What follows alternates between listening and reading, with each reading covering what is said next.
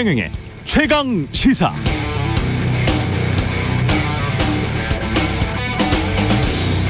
네, 위급 재난 문자 보고 놀라셨을 텐데요. 상황을 정리해드리면 서울시에서 6시 41분 경계 경보가 나갔고, 그리고 행정안전부에서 그 경계 경보는 오발령이었다. 오발령 사항임을 알려드린다는 문자가 뒤이어서 왔습니다. 행안부, 행정안전부 민방위 경보 발령 전달 규정을 제가 찾아봤는데요. 그 규정에 따르면 경계 경보는 화생방 무기를 포함한 적의 항공기, 유도탄 또는 지해상전 전력에 의한 공격이 예상될 때 발령하는 경보입니다.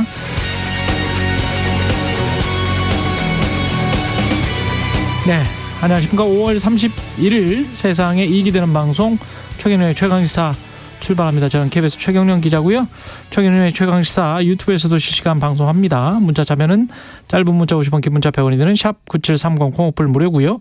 오늘 최강시사 지금 합참의 발표로는 북한이 남쪽으로 우주 발사체를, 북한의 주장입니다, 남쪽으로 우주 발사체를 발사했다고 발표를 했는데, 뉴스 언박싱 하기 전에 홍민 통일연구원 실장과 좀 인터뷰를 해보겠고요. 국민의힘 윤상현 의원, 그리고 민주당 윤건영 의원, 그리고 3부에서는 여론조사 분석 준비되어 있습니다.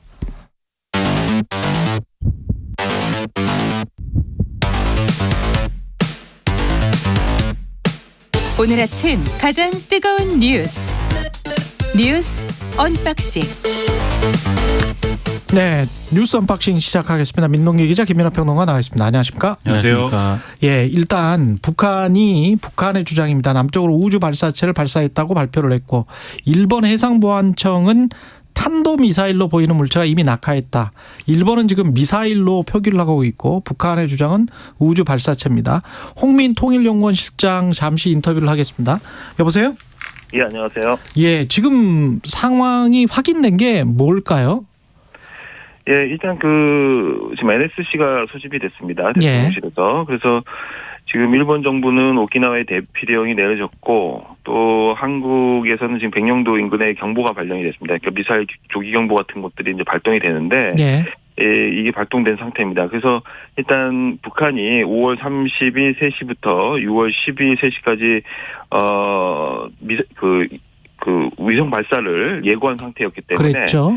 예, 그리고 최근에 동창리 서해 위성 발사장에서의 발사 동향 내용을 봤을 때 발사한 것으로 지금 판단이 되고요. 예. 정확한 내용은 이제 합참의 이제 전달에 따라서 저희가 그렇죠. 오는 정보에 따라서 이제 확인이 될 수 있을 것 같습니다. 그 전에 우리가 계속 보도했던 내용들은 정찰 위성이라 그랬었잖아요.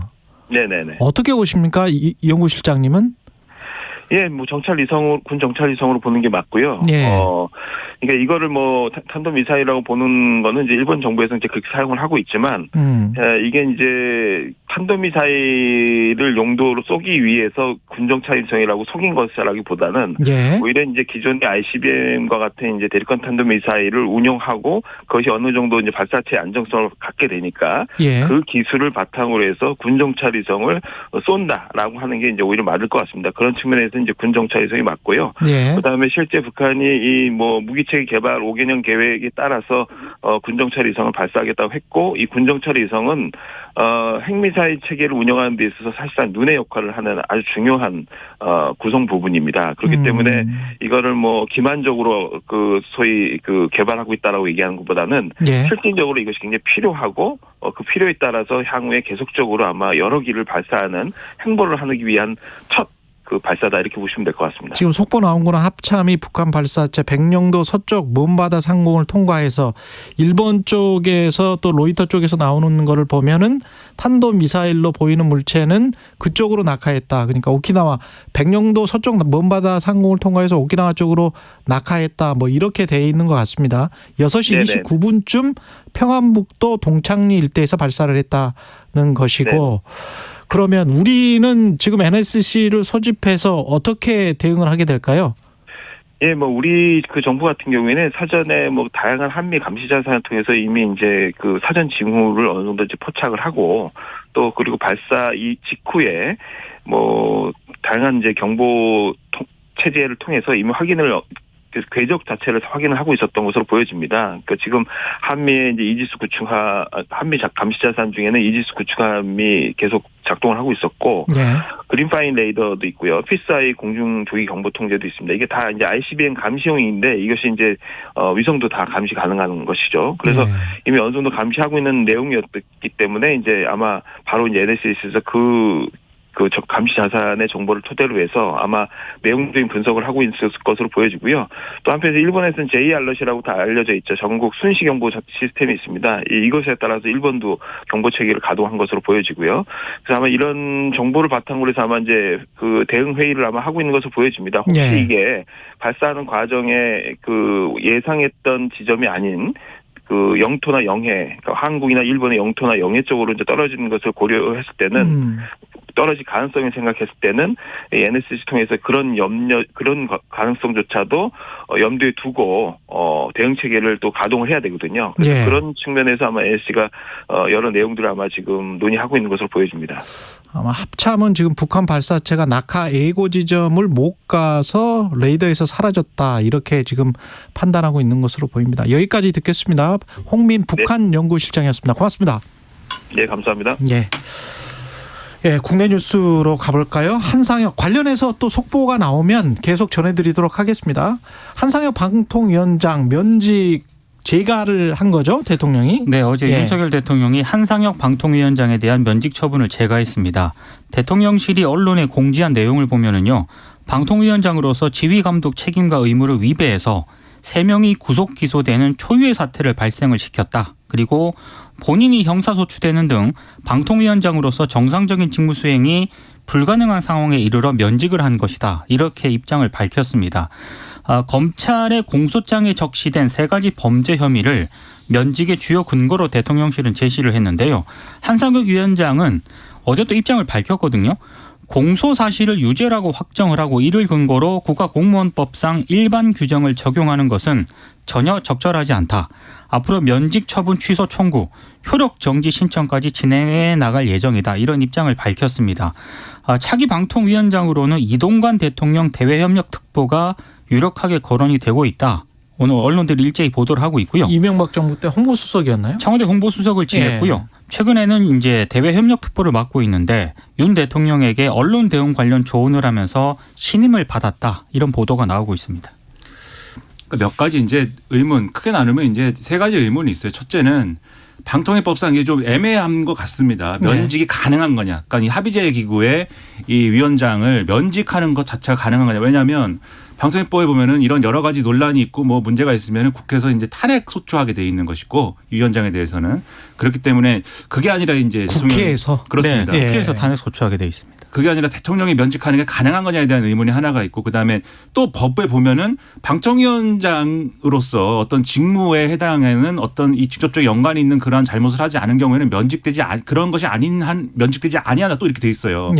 그러면은 그와 관련된 잘못을 하면은 면직되는 거냐 이게 좀 애매하죠. 면직되지 않는다는 부분만 있고 면직의 요건 또 없는 거니까 그래서 이게 논란이 될 수 있는 어떤 법적 근거가 하나가 있고 두 번째로 면직이 될 수 있다라고 본다면 가정입니다.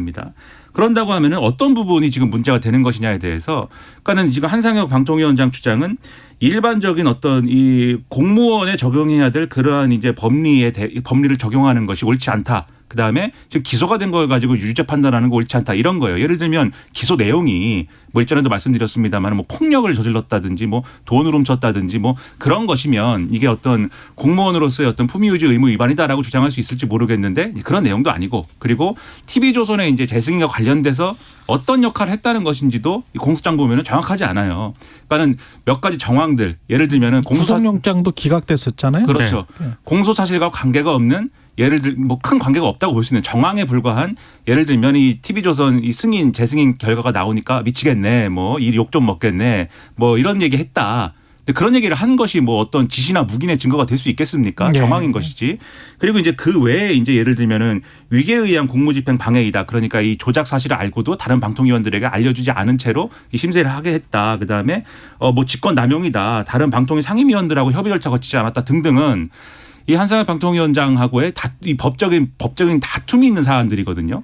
그리고 이것은 의도를 증명해야 사실은 성립되는 범죄인데 의도를 어떻게 확인할 것이냐도 사실은 여러모로 부실한 측면이 있습니다. 그래서 논란이 될 수 있는 기소 내용이기 때문에 이거를 근거로 삼을 수가 있느냐. 이게 저는 두 번째 의문이에요. 마지막 세 번째 의문은 그래서 후임으로 거론되는 사람이 이동관 대통령 대외협력 특보이다라는 것은 이명박 정권 때 이분이 그 여러모로 당시에 방송 장악이라든지 무슨 뭐 문화계에서 뭐 이런 여러 가지 뭐 내용들 있지 않습니까? 이동관, 유인촌 그 위에 사실은 최시중이라고 방통위원장이 그렇죠. 있었고 그때 뭐 예. 대통령의 멘토다 해가지고 뭐 예.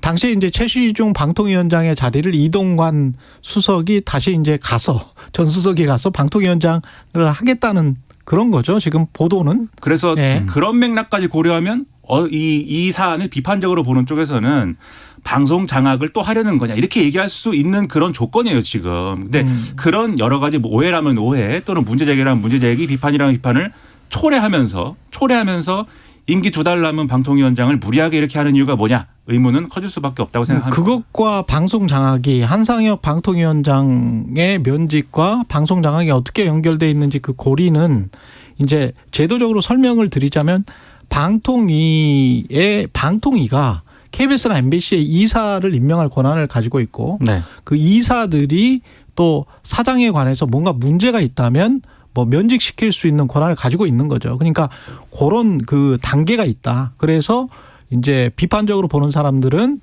방통위원장을 교체를 함으로써 이사회를 교체를 하고 이사회를 교체해서 사장을 교체를 하고 사장을 교체해서 방송 전체의 어떤 프로그램이나 뉴스에 영향력을 끼치려고 하는 것 아닌가. 그렇게 지금 보고 있다는 거죠. 그리고 예. 그것도 있고 말씀하신 그게 이제 제일 큰 것 같고 예. 이제 의심하는 쪽에서는 예. 또 하나가 YTN 문제가 있지 않습니까? YTN 지분 매각 그러니까 공기업 한정 KDN하고 한국마사회가 소유한 지분 매각을 정부가 추진을 하는데 이것도 이제 대주주 적격 심사라든가 이런 것들을 방통위가 해야 된다는 거예요. 그래서 이게 지금 방통위가 한상혁 방통위원장과 그러네. YTN도 방통위 사안이네요. 그렇죠. 예. 요게 지금 상황을 그대로 두면은 동수거나 최민희 위원을 지금 임명 안 하고 있으니까 여야 동수이거나 또는 야당 우위일 수 있는 이 상황을 근본적으로 바꾸기 위해서 하는 일 아니냐 이런 의심을 하고 있는 거죠. 예. 그리고 군이 북한 우주발사체 공중폭발에서 추락 가능성 분석 중이다. 그러니까 제대로 발사가 안 됐다, 성공하지 못했다 그런 뜻인 것 같기도 하고요. 군 정찰 위성을 만약에 발사를 했다면 예. 공중 폭발했다면은 그건 말이 안 되는 거죠. 실패한 그렇죠? 가능성도 있는 거예요. 만약에 그게 공중 폭발을 했다면 그것은 이제 북한이 충분히 준비되지 않은 상태에서 이제 급하게 발사를 그렇죠. 했다라는 얘기가 되고 그러면 이제 지금 이 북한의 발사 의도와 관련돼서는 여러 해석이 있지 않습니까? 근데 그 여러 해석 중에 우리가 이제 누리호 발사 성공한 것 이런 것들이 있기 때문에 좀 의식한 거 아니냐라는 해석도 있거든요. 그런 것인지는 확인해 봐야 되겠지만 어쨌든 급하게 발사하다 보니까 충분히 준비가 되지 않은 상황이 아닌가 이렇게 추측이 좀 됩니다. 예. 그리고 경찰이 MBC 기자 집에 가서 이제 압수수색을 했고 그리고 MBC에 가서 또 압수수색을 하기는 한 거죠. 시도는 했죠. 근데 보도국에는 들어갔습니다. 보도국에는 들어갔죠. 네, 근데 압수할 물품이 없는 것을 확인하고 확인하고 빈손으로 철수했습니다. 국회 사무처도 압수수색했고. 네, 예. 이유는 한동훈 법무부 장관의 개인정보가 유출이 된 혐의와 관련해서 이제 MBC 기자의 주거지, 국회 사무처, MBC 보도국 여기에 대해서 이제 압수수색을 했는데요. 이게 이제 어떻게 시작이 된 거냐면 김민석 서울 강서구 의원이 있습니다. 무소속인데요. 한동훈 장관의 개인정보가 담긴 문건을 지난 4월에 서모 씨로부터 이게 받습니다. 근데 이 서모 씨가 지금 그 한때는 그 열린공감 TV 있지 않습니까? 예. 그쪽에 이제 근무를 했던 그런 이력이 있는데 그래서 김민석 강서구 의회 의원이 자신에게 이 문건을 건넨 서모 씨를 개인정보보호법 위반 혐의로 고발을 했거든요. 근데 고발을 했고 경찰이 이제 이걸 수사를 했는데 수사를 하니까 당연히 이제 서모 씨도 압수수색을 하지 않았겠습니까? 그러니까 이 과정에서 MBC 임모 기자와의 연결고리를 확인을 했다. 그래서 이제 경찰이 압수수색에 나선 것이다라고 하는 게 이제 경찰의 입장인데 경찰의 판단은 MBC 임모 기자가 메신저로 열린공감 TV 쪽에 자료를 건넸고 이 자료가 당시 서모 씨에게로 넘어갔다. 이건 이제 경찰의 판단입니다. 예. 그리고 이게 공교롭게도 MBC 임모 기자가 지난해 윤석열 대통령의 이른바 바이든 날리면 비속어 발언을 보도를 한 당사자거든요. 그래서 국민의힘에 의해서 윤 대통령 명예훼손 혐의로 고발이 된 그런 상태였습니다. 아, 이미 고발된 상태였고. 예. 그래서 언론노조 MBC 본부가 어제 입장문을 냈는데요. 한동훈 장관 인사청문 관련 자료를 타사 기자에게 전달했는지는 수사 과정에서 확인될 사안이다. 그런데 기자 개인의 개인정보 유출 혐의로 MBC를 압수수색하는 것은 과잉 수사다. 이렇게 비판을 했고 MBC도 이제 회사 명의의 입장문을 냈는데 개인에 대한 수사를 이유로 그것도 공인인 국무위원 관련 정보를 이유로 압수수색 영장을 집행을 하는 것은 사상 초유의 과잉 수사라고 좀 비판을 하고 있습니다. 그러니까 이게 일단 뭐 쉬운 것부터 말씀드리면 언론사의 이제 보도국과 관련된 압수수색은 그게 어떤 경우든 간에 이렇게 뭐 함부로 할 것은 아닌 것이죠. 뭐 영장이 나올 수는 있는데 영장이 나오더라도 집행 과정에서는 충분히 언론사와 충분한 협의를 갖춰서 이 좀 언론사를 존중한 방식으로 해야 된다라고 저는 생각을 하는데 왜냐하면 언론이라는 것은 일반적으로 권력과 긴장관계가 있을 수밖에 없는 존재인 것이고 그러다 보니까 이 보도국 내에는 언론 입장에서는 권력이 불편할 만한 이 사건과 관계없는 여러 가지 정보라든가 여러 가지 취재원에 관련된 정보라든가 이런 것들을 갖고 있을 가능성이 상당한 거 아니겠습니까? 근데 그 취재원들은 또 민간인이거나 그렇죠. 뭐 우리가 꼭 그 이름을 숨겨야 되는 그런 익명의 제보자들도 굉장히 많거든요. 그렇죠. 근데 그런 것을 기자 그리고 컴퓨터 안에 정보보고 시스템이 또 따로 다 있기 때문에 그리고 이 임모 기자가 정치부에 있었고 그다음에 경제부에 있었잖아요. 그러면은 그 각 부서별로 또 정보보고 창이 또 다르단 말이죠. 네. 주요 부서에 있었기 때문에 그런 것까지 다 뒤져서 혹시 별건 수사를 하게 되면 그러면 언론사 믿고 누가 제보합니까 이거? 그렇죠. 그래서 예. 이게 무슨 뭐 여당에 유리한 사안이냐 야당에 유리한 사안이냐를 가릴 거 없이 과거에 역대 언론사가 압수수색 대상이 돼서 그것을 실시했을 때 어서 오세요라고 한 언론사가 있었는가? 한 군데도 없었고 그렇죠. 전 세계적으로도 사실 어디 독재 국가라든지 이런 언론 자유가 보장되지 않는 그런 나라를 제외하고는 함부로 하지도 않을 뿐더러 그것을 쉽게 허용하지 않습니다. 언론사가. 그런 점에서 본다면 이것을 경찰이 이제 그러한 고려 없이 막 쳐들어가듯이 한 것은 이렇게 될 수밖에 없는 사안이었다. 라고 이제 보이고요. 논란이 그리고 이게 없는 간첩이나 것이다. 무슨 이적행위나 뭐 그 정도로 심각하다 국가보안법 위반이나 뭐 이런 게 아니고요. 인사청문회 자료는 제가 오랫동안 탐사보도 기자 생활을 하면서 뭐 제 기억에는 한 20년도 넘은 것 같은데 국회에 거의 도착하자마자 정치부나 탐사보도 기자들이 거의 가져가다시피 가져가 버려요. 그러면서 같이 국회의원들과 함께 어떤 정부건 마찬가지입니다. 어떤 정부건 그게 보수 정부건 진보 정부건 간에 국회에서 그걸 함께 거의 검증을 하거나 뭐 거의 그 함께 검증한다고 볼 수가 있죠. 독자적으로 검증은 하지만 그 정도로 빠르게 검증을 해야 되는 그런 일이기 때문에 인사청문회 자료가 유출이 됐다. 물론 법적으로는 유출되면 안 되죠. 근데 그 언론사를 믿고 주는 거거든요. 그러면 이 20년 정도 된 이제까지의 국회와 언론사들 간의 관행 이거는 조선일보 한겨레 다 포함돼서 말씀드리는 겁니다. 그래서 이제 논란이 좀 제기가 되는 대목이 이게 말이 되는가 싶어요. 왜 그럼 네. MBC 임모 기자에 대해서 이렇게 네. 압수수색을 하느냐. 네. 사실 바이든 날리면과 관련된 리포트를 하기도 한 기자지만 네. 예전에 MBC PD수첩에서 검찰과 검찰 기자단의 유착관계 의혹을 보도를 한 적이 있거든요. 그렇죠. 그때 당시 본인이 이 임모 기자가 직접 얼굴을 드러내고 이제 실명 인터뷰했던 그런 기자거든요. 예. 그러니까 여러 가지가 좀 누적이 돼서 이렇게 좀 밉보인 게 아닌가. MBC 안팎에서는 이런 시각을 보이기도 합니다. 네, 이게 이제 사안이 어떤 사안이냐는 수사 내용을 좀 이 부분은 지금 앞서 말씀드린 이제 보도고 압수수색 부분은 그렇고 두 번째로 말씀드리려던 게 이 사안에 관련된 것인데 이 사안에 관련된 건 이제 언론노조 입장대로 좀 수사를 지켜볼 필요가 있겠죠. 왜냐하면 뭘 가지고 지금 수사를 하는 건지를 우리가 모릅니다. 그래서 지금 한겨레 보도를 보면은 이 임모 씨가 이 MBC 기자인 임모 씨가 소위 이 유튜브 있지 않습니까? 열린 공감 TV, 더 탐사 이런 이제 유튜브들이 있는데 이 유튜브들이 한동훈 장관 집에 찾아간다든지 이런 일들이 있었잖아요. 예. 예를 들면 그런 식의 활동을 하고 있는데 임모 기자가 이들에게 이제 주소를 알려줬다. 그 준 거 아니냐? 요것이 이제 경찰의 혐의다라고 한겨레는 썼는데 나머지 언론들 보면은 그런 건지는 모르겠습니다. 전달 경로가 어떻게 되는 건지.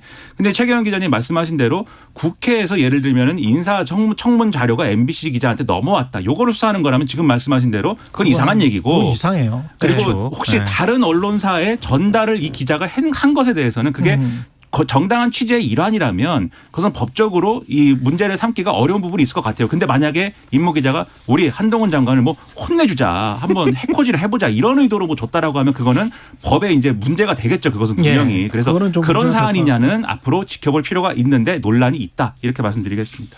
그리고 선관위가 오늘 특별 감사 결과 선관위는 지금 아들, 딸들 이게 좀 채용 비리인 거죠? 그러니까 선관위 간부들의 예. 자녀 특혜 채용 의혹이 불거지지 않았습니까? 예. 근데 원래 이제 자체 조사를 하기로 했었는데 원래는 한 6명 정도로 하고 이제 생각을 했었거든요. 근데 자체 조사를 해보니까 추가로 더 확인이 됐습니다. 그래서 의혹 대상자가 10명 이상인 것으로 일단 파악이 됐기 때문에 오늘 아마 선관위가 입장을 발표할 것으로 보이는데 외부 수사기관 의뢰로 자체 조사가 아니라 그렇게 이제 바뀔 것으로 일단 예상이 되고 있습니다. 특히 이제 특혜 채용 의혹 대상자가 박찬진 사무총장이라든가 송범석 사무차장, 신유영 제주상임위원 등이 기존 6명에서 추가로 더 확인이 됐기 때문에 아무래도 경찰이라든가 검찰의 좀 수사를 의뢰하는 방식으로 오늘 발표를 하지 않을까 예상이 됩니다. 저는 지금까지 선관위에 제기된 어떤 문제제기나 이런 것들 중에는 정치적 목적의 공격도 있었다라고 생각을 하는데 이 문제는 그런 것과 아무 상관이 없고요. 그러니까 선관위의 독립성이라든가 어떤 이제 외부로부터 흔들려서는 안 된다라는 그런 원칙과는 관계가 없고 이거 완전히 선관위 내부의 어떤 부정부패 사안입니다. 이건 말도 안 되는 거죠. 일반 회사에서도 이렇게 하면 큰일 나는 거예요. 이게 그렇지 않습니까? 말도 안 되는 거죠, 이게. 네. 이게 예를 들면은 이게 절대 이 불특정 다수를 대상으로 한 어떤 그 경력 채용이 아니고 비다수 대상 경력 채용에서 지금 선관위 고위직들의 자녀들이 특혜 채용된 사안 아닙니까? 그것을 어떤 국민이 그럴 수도 있다라고 이해를 하겠습니까? 그리고 선관위가 지금과 같은 상황에서 이것을 스스로 문제를 해결할 수 없지 않습니까? 당연히 이제 외부 수사기관에 의뢰를 해야 되는데 그런 이 과정에서 혹시라도 이제 총선 앞두고 있는 상황이니까 이런 걸 이용해 가지고 또 정치권에서 또 선관위원장을 좀 바꿔보자. 그 문제는 다른 문제죠. 예. 그렇죠. 예를 들면 그리고 사무총장이나 사무차장 사실은 실무의 핵심은 이 사람들인데 이 사람들을 우리 입맛에 맞는 사람으로 꽂자 이런 논의하면은 오히려 이 선관위의 문제가 가려지는 거예요. 그것으로. 예. 정치권이 이런 논란으로 가지 않도록 이 선관위 문제는 수사기관이 엄정하게 수사를 해라. 이렇게 목소리를 내는 것이 타당하다고 생각을 합니다. 보니까 늘공들의 부정 채용 논란과 관련해서 어공들을 바꾸자. 이런 지금 논의가 되고 자녀 있는 것 특혜 같아서. 채용 의혹은 수사를 해야 되지만 선관위 인사에 정치권이 개입하는 거는 곤란하죠. 뉴스 언박싱 민동기 기자 김민하 평론가였습니다. 고맙습니다. 고맙습니다. KBS 1라디오 최경영의 최강시사 듣고 계신 지금 시각 7시 42분입니다. 오늘도 서쪽을 중심으로 다소 덥겠습니다. 현재 기온은 서울이 19도로 어제보다 선선한데요. 한낮에 서울과 대전, 광주 28도, 강릉 25도, 부산, 제주 23도 등 충청과 남부지방은 어제보다 2도에서 5도가량 높겠습니다. 낮 동안 자외선이 매우 강하겠고요. 서쪽 지역은 호흡기에 해로운 오존에도 주의가 필요합니다. 정체전선은 차츰 남해상으로 내려간 뒤 내일 다시 북상하겠습니다. 남부 곳곳에 비나 빗방울은 오전까지 오다 그치겠고요. 제주도는 낮까지 최대 20mm의 비가 더 오겠습니다. 이후로 내일 오전에 제주도와 전남, 경남 남해안을 시작으로 남부와 제주도에 5에서 20mm의 비가 내리겠고 충청권 남부에도 내일 밤부터 5mm 정도의 비가 지날 텐데요. 이 비는 모레 모두 그치겠습니다. 당분간 제주도 해안가엔 너울성 파도가 높게 일겠습니다. 지금 서울의 기온은 19.5도입니다. 날씨 정보 박다효입니다. 이어서 이 시각 교통정보입니다. KBS 교통정보센터의 김한나 씨입니다. 출군 정체가 서서히 늘고 있는데요. 올림픽대로 잠실 방면으로는 행주대교에서 방화대교까지와 여의 하류에서 한강대교 쪽으로 더디게 지나고요. 반대 공항 방면으로는 동작대교 남단 부근에서 사고를 처리하고 있어서 3차로가 막혀 있습니다. 한남대교부터 여파받습니다. 분당 수서로 청담대교 방면은 복정에서 탄천 1교까지 정체입니다. 고속도로 역시 상습 정체 구간을 중심으로 속도 떨어지는데요. 서해안선 서울 방면 일찍에서 금천까지 어렵고 반대 목포 쪽으로는 팔곡터널에서 매송 부근과 비봉 부근에서 더디게 지납니다. 영동고속도로 강릉 쪽으로는 안산분기점부터 둔대분기점까지 5km 정체고요. 또 용인에서 양지터널 부근 6km 구간에서 속도 내려갑니다. KBS 교통정보센터에서 김한나였습니다.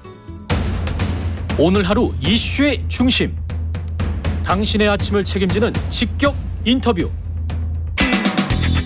여러분은 지금 KBS 1라디오 최경영의 최강시사와 함께하고 계십니다.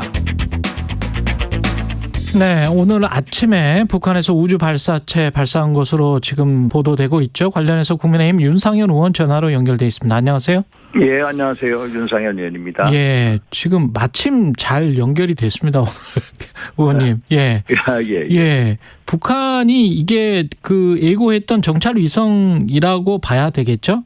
예, 예고했던 정찰 위성입니다. 예. 그러면 이게 갑자기 왜 오늘 새벽부터 예고를 했죠. 6월 초까지. 오늘 새벽부터. 근데 6월쯤에 쏠 걸로 그렇게 보도가 됐었는데 갑자기 이렇게 쏜 이유가 있을까요? 그 6월 이제 한 10일까지 정도는 넉넉히 잡았습니다. 예. 그래서 이제 아마 6월 2일에서 4일 동안 싱가포르에서 한미일 국방장관 회담이 예정돼 있거든요. 예. 샹그릴라 대화라고 해서 아시안 안보 회의가 있습니다. 예. 그에 맞춰 쏘는 게 아니냐 했는데 예. 2016년도 2월 달에도 광명성 4호를 쏜 적이 있습니다. 그때도 2월 총과 예고를 했는데 예고한 당일날 쐈거든요. 예. 그러니까 이게 결국 본인들이 준비가 딱 되면 쏘는 것 같습니다. 그렇군요. 예. 근데 아침에 굉장히 새벽녘이라 깜짝 놀라셨을 것 같은데 6시 한 40분쯤에 서울시에서 민방공 경보 중에서 경계 경보를 내렸잖아요. 예. 이게 보니까 찾아보니까 항공기 유도탄 등의 적 공중 공격이 예상될 때 발령한다. 예. 이게 맞습니까? 그러면 경계 경보가? 그러니까 이게 지자체 자체적으로 낸 거죠? 공보였고요. 예. 이거 소위 말해서 북한의 위성 발사체 이 실험하고는 다른 내용입니다. 그래서 아마 서울시에서도 잘못된 거죠? 예. 그렇게 밝혔습니다. 그러면 이게 체계가 뭐 시도지사에 제가 알고 있기로는 2017년도에 시도지사가 발령할 수 있다. 경계 경보를 뭐 이렇게 알고 있는데 그거 발령하고 난 다음에 바로 행안부에 보고를 해야 될 거 아닙니까? 그쪽이 이제 소방센터가 있기 때문에. 예. 아마 했겠죠. 자체적으로는. 그렇게 했는데 이제 행안부에서 보고 이거는 5 경보다 이렇게 지금 이야기를 한 거잖아요. 그죠? 예, 맞습니다. 그렇게 된 거고. 이게 지금 대통령이 NSC 주재를 해서 어떻게 대응을 할 거라고 보세요? 아마 대응을 하게 되면은 이제 결국은 어제 한국, 미국, 일본 이 북핵 수석 대표들이 계속해서 탄도미사일 발사 금지를 한 2009년도 유엔 안보리안 1897호 이게 대한 위반이다. 쏘지 마라. 라고 계속 경고를 했는데 쐈거든요. 결국 대응은 국제사회 소위 말해서 미국, 일본 또 EU 이런 나라들과 공조해서 결국 북한에 대해서 응분의 대가를 치르게 하겠다 얘기하지 않습니까? 결국 이렇게 봅니다. 그런데 지금 미사일이라는 말씀을 하셨는데 우리 합참은 북이 남쪽 방향으로 북주장에 우주 발사체를 발사했다. 발사체 이야기를 계속하고 있고 일본 보안청은 발사체를 쏴더라고요. 우주 발사체 결국에는 군사정찰 위성이거든요. 결국 본인들이 어제 공개적으로 얘기를 했습니다. 그렇지만은 이 우주 발사체 쏘는 게 탄도미사일 기술 이용을 하는 거거든요. 탄도미사일 기술 이용한 발사체 발사 실험 자체가 유엔 결의안 위반이라는 겁니다. 그렇군요. 예. 그리고 그 전에 이게 발사하기 전에 일본과 북한이 기시다 총리도 그렇고 북한의 김정은도 그렇고 뭔가 좀 대화를 할 것 같은 그런 분위기 아니었습니까? 이제 그 기시다 후미오가 납치 문제 해결을 위해서 무조건 조건 없이 대화를 하겠다라고 했고 북한도 이에 응하는 제스처를 취했죠. 이거는 북한하고 일본 간의 어떤 근본적인 문제, 소위 말해서 이제 1970년대 그 일본이 납치 사건 때부터 풀어가는 거고 2년도에 고이즈미 총리 때 5명인가 일본이 납북자를 들려준 적이 있었거든요. 일본의 가장 큰 현안 문제는 북일 간의 이 납치자 문제입니다. 그렇죠. 이 문제하고 이 소위 말해서 의성 발사체 실험하고는 완전히 다른 스토리입니다. 다른 내용입니다.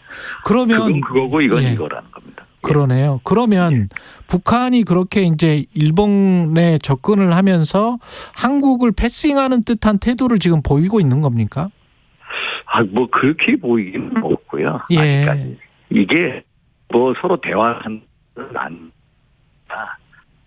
소위 말해서 이 2000년도에 김정일 위원장 고이즈미 만났을 때 북한의 김정일 위원장이 일본인 납치 문제에 대해서 시인을 했거든요.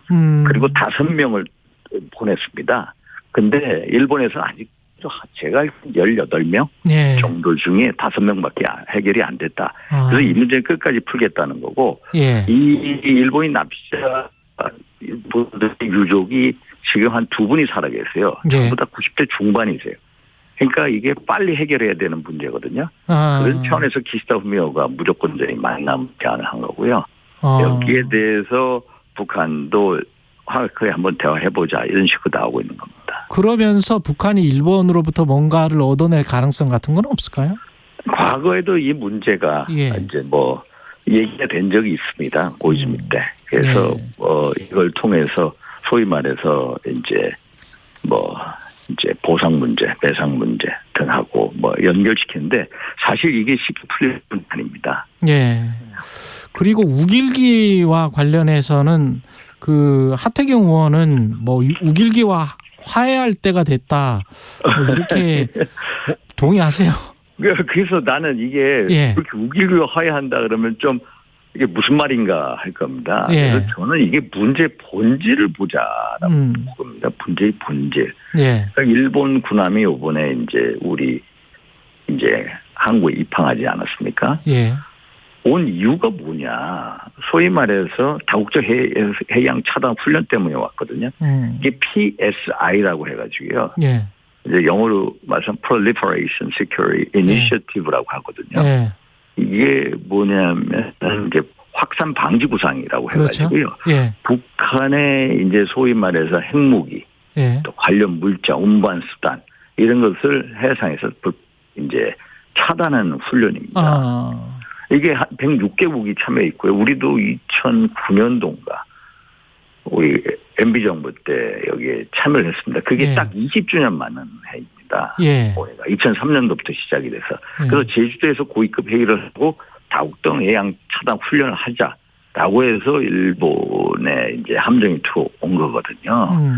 그래서 이게 근본적으로 우리의 안보를 위한 겁니다. 북핵 이 미사일 대응을 위한 훈련인데 이게 어떻게 그냥 우기기 논란으로 가버린 겁니다. 그래서 근본적으로 확산 방지 구상 PSI의 이제 이 출범 취지나 해상 훈련 목적 이런 거가 이제 더 주안점인데 어떻게 우길기 논란으로 가버렸습니다. 참 안타깝습니다.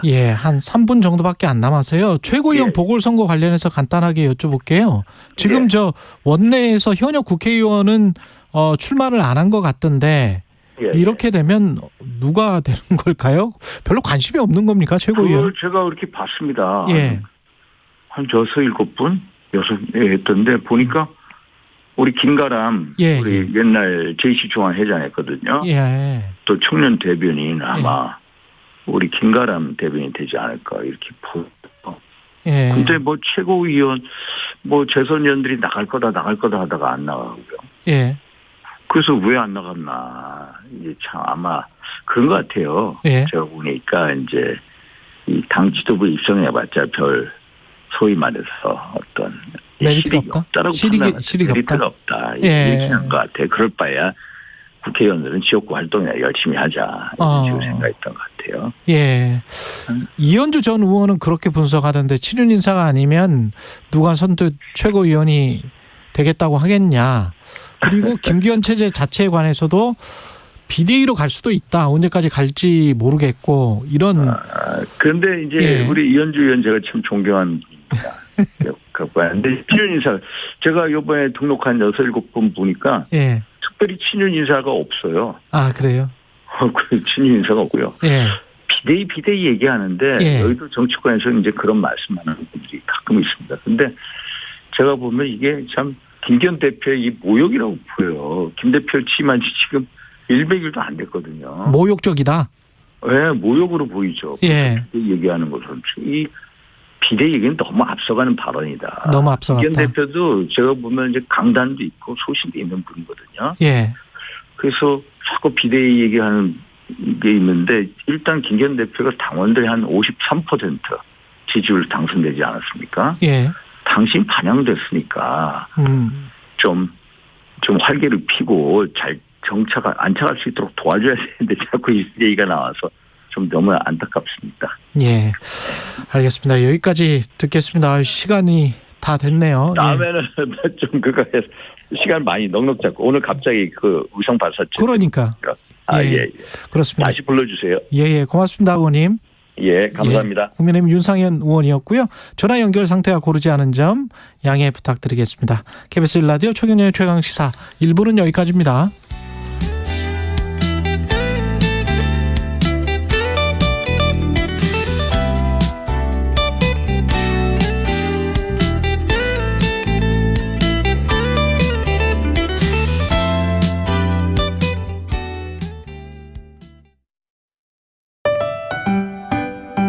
(2023) KBS 1라디오 연중기획 낮은 목소리 당신의 목소리를 들려주세요.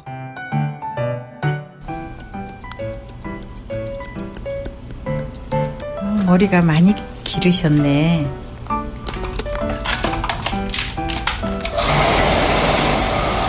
안녕하세요. 저는 미용실을 운영하고 있는 김금자입니다. 저는 욕심을 갖지 않고 그냥 한 자리에서 묵묵히 그냥 하고 있다 보니 30년이 넘게 이렇게 흘렀어요. 제가 한 자리에서 오래 하다 보니까 젊었을 때 본 분들이 지금 연세가 많아서 젊었을 때 모습과 지금 늙어가는 모습을 다 한눈에 다 체험을 하고 있어서 아, 인생은 이런 거구나 라고 경험을 하고 있어요. 저는 직업병은 이제 이렇게 화학약품을 만지다 보니까 몸에 가려움증이나 이러한 것들 그런 게 부작용은 좀 있고 직업병이라고 생각을 하고 뭐 아직은 뭐 그렇게 아프거나 이런 거는 없어요.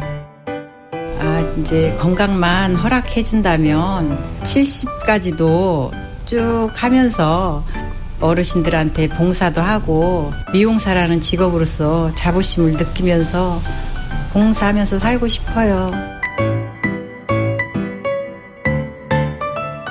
서로를 좀 더 이해하고 갈등을 줄여갈 수 있길 희망합니다. KBS 1라디오 연중기획 낮은 목소리였습니다.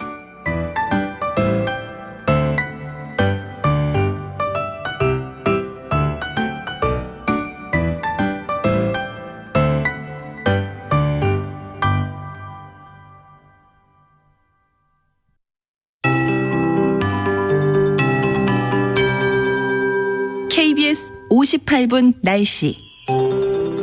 5월의 마지막 날인 오늘은 모처럼 파란 하늘이 드러나겠습니다. 지금은 하늘에 구름 가득한 가운데 남부와 제주도에 비가 내리고 있는데요. 비가 차츰 그치며 낮부터 남부지방의 하늘이 맑아지겠고 중부지방도 가끔 구름만 많겠습니다. 자외선이 전국 대부분 매우 높은 단계까지 오르겠고요. 서쪽을 중심으로 오존 농도도 나쁨 단계로 짙어지겠습니다.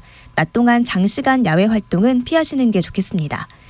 현재 기온은 서울이 19도로 어제보다 선선한데요. 한낮에 서울과 대전, 춘천 28도, 전주 29도, 부산, 제주 23도 안팎으로 충청과 남부지방은 어제보다 2도에서 5도가량 높은 곳이 많겠습니다.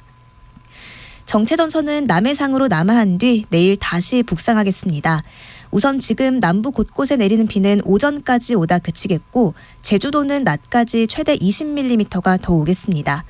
이후로 내일 오전에 제주도와 전남, 경남 남해안에 다시 비가 시작돼 오후에 그 밖의 남부, 밤에는 충청권 남부까지 확대하겠고요.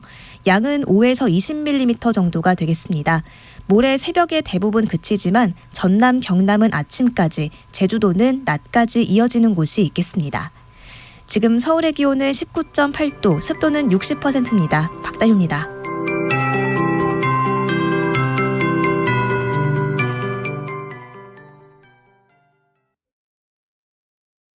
정성을 다하는 국민의 방송 KBS가 8시를 알려드립니다. AM 711kHz, FM 97.3MHz, KBS 1라디오입니다. HLKA.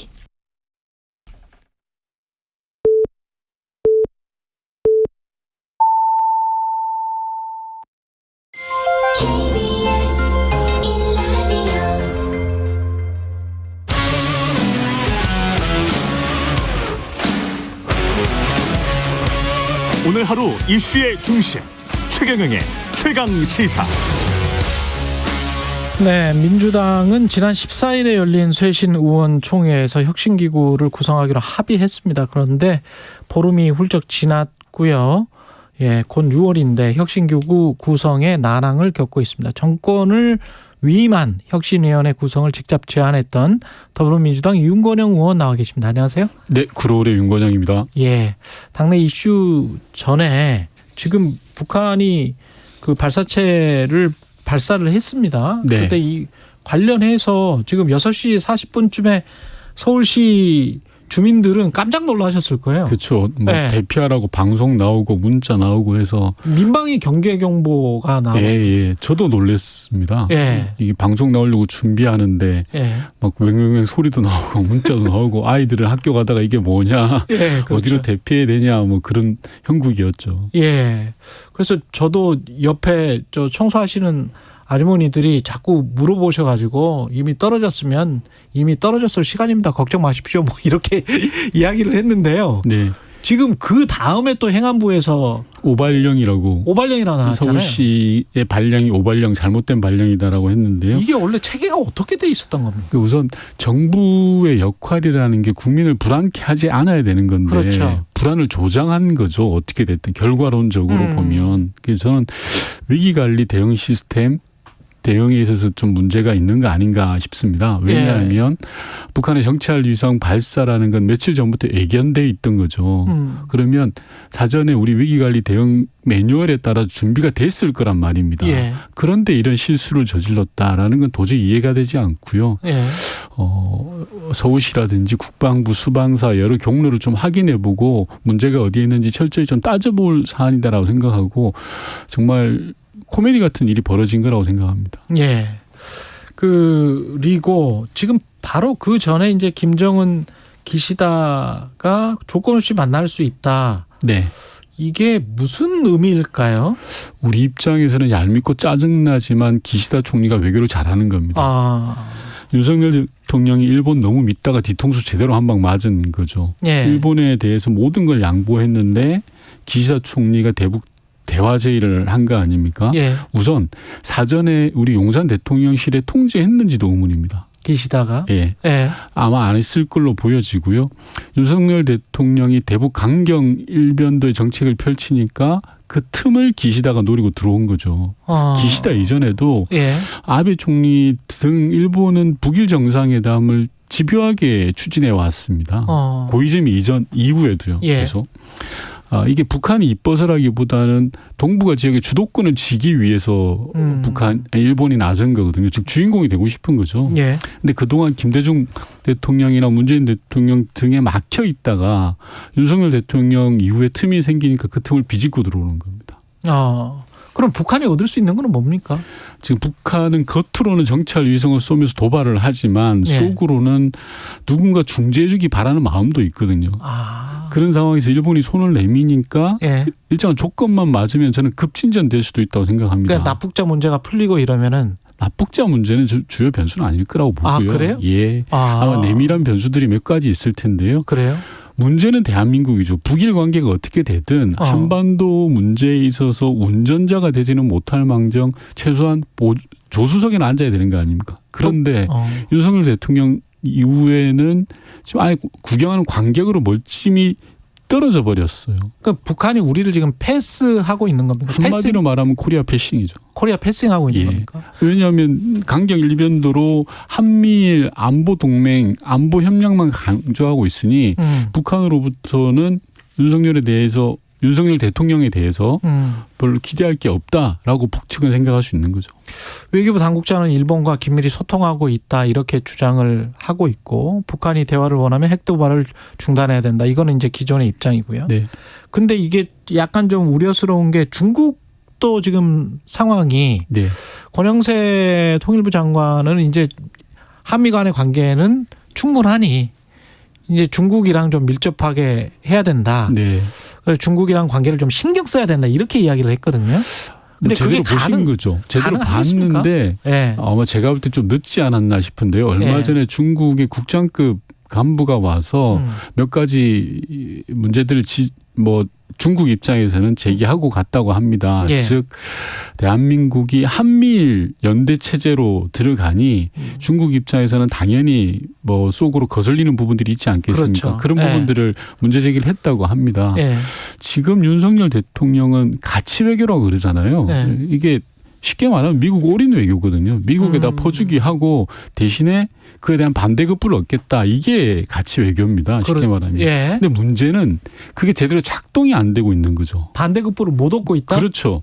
일본과 비교해보면 알 수 있는데요. 일본도 마찬가지로 퍼주기 합니다. 미국에. 그런데 실익은 철저히 챙기죠. 그런데 우리는 반도체법이나 인플레이션 감축법 등 찍소리 한번 제대로 못 해봤잖아요. 실익을 못 챙기는 거죠. 그러니까 가치 외교가 실패했다. 퍼주기 외교를 한다라는 비난을 받을 수밖에 없다.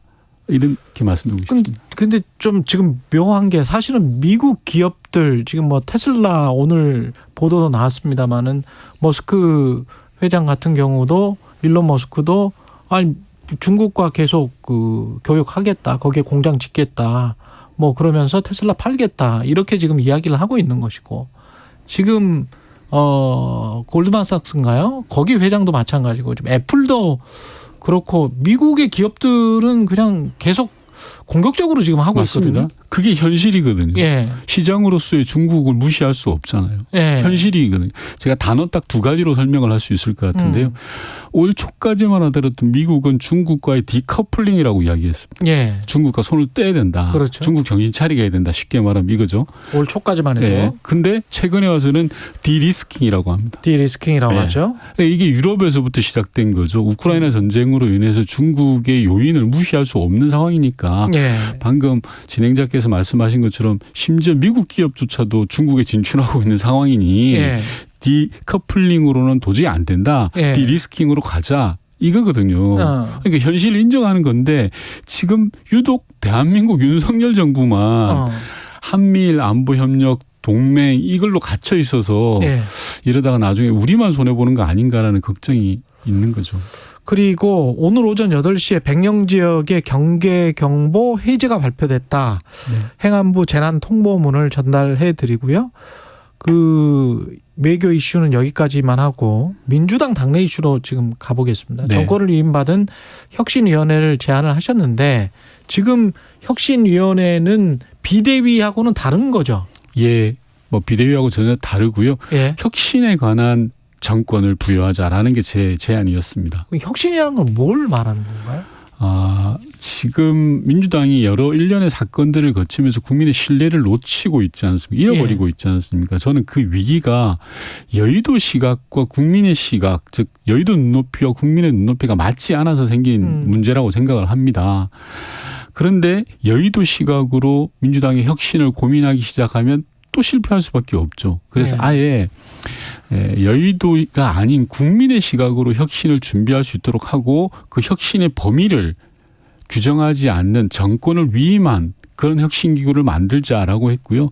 뭐 지금은 조금 전에 말씀하신 것처럼 대표의 거취를 거론할 때도 아니고 비대위로 구성할 때도 아니다라고 생각하는데 한 가지 안타까운 건 지금 그렇게 이야기한 지 한 2주가 지났는데도 제대로 이제 진척되는 게 안 보이니까 혁신의 시간은 민주당을 기다려주지 않거든요.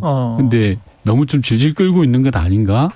라는 생각입니다. 물론 지도부 어려움은 충분히 10분 이해합니다. 뭐 당 혁신이 말처럼 쉽게 되면 그게 혁신이겠습니까? 그렇죠. 어렵지만 마냥 시간을 끌 문제는 아니다라는 걸 좀 지도부가 잘 알았으면 좋겠습니다. 그럼 혁신을 하려면 누가 와서 혁신위원장이 와서 뭘 해야 되는 게 혁신이죠? 민주당이 가지고 있는 기득권을 내려놓는 것이 전 제일 중요하다고 생각합니다. 기득권을 내려놔야 된다. 네. 그리고 뭐 혁신이 나한테 유리할까 불리할까 득이 될까 계산하면 저는 안 된다고 생각합니다. 영화 대사에 보면 이런 말 있잖아요. 바람은 계산하는 게 아니라 극복하는 거다 라는 말처럼 혁신도 계산할 게 아니라 내려놓고 추진하고 극복하는 거다. 이렇게 생각하면 될 것 같습니다. 근데 그 혁신이라는 이야기를 할 때 무슨 지금 당 내에서는 아마 최재성 전 정무수석하고도 그 이야기를 했었는데 대의원 당원 그 비율 그것과 사실은 공천 문제가 연결이 되는 것 같은데 어떻게 보세요? 이 대의원과 당원과 공천 대의원제 문제는? 개선에 대해서 혁신의 과제로 중요하게 생각하시는 분들이 계시더라고요. 저는 물론 혁신 과제 중에 하나일 수는 있다고 생각합니다. 대의원제 개혁이. 하지만 그게 전부는 아니다라고 생각하는데요. 국민이 민주당 대의원제를 못 믿어서 부신하고 있는 건 아니잖아요. 그리고 아울러 대의원제를 폐지한다고 해서 모든 문제가 일거에 해결되는 건 아니라고 봅니다. 아니고. 대의원제를 포함해서 민주당이 갖고 있는 모든 문제들을 새롭게 출발한다는 자세로 해야 된다고 생각을 하고 저는 투트랙으로 가야 된다고 생각하는데요. 혁신과 관련돼서는 당 혁신위에 정권을 부여해서 맡기고요. 즉 당 내부로는 혁신을 하고요. 당 외부로는 지도부를 중심으로 지금 윤석열 정부의 잘못된 국정 운영에 대해서 단호히 싸워 나가야 된다고 생각합니다. 그렇군요. 당 내부와 외부를 좀 나눠서 보자라는 말씀을 드리고 싶어요. 그러면 아까 이재명 대표의 거취와 관계없다. 비대위와는 다르다. 그렇게 이야기를 하셨는데 그러면 당 내부에서 혁신위가 기득권을 내려놓는 혁신은 구체적으로 어떤 게 있을까요?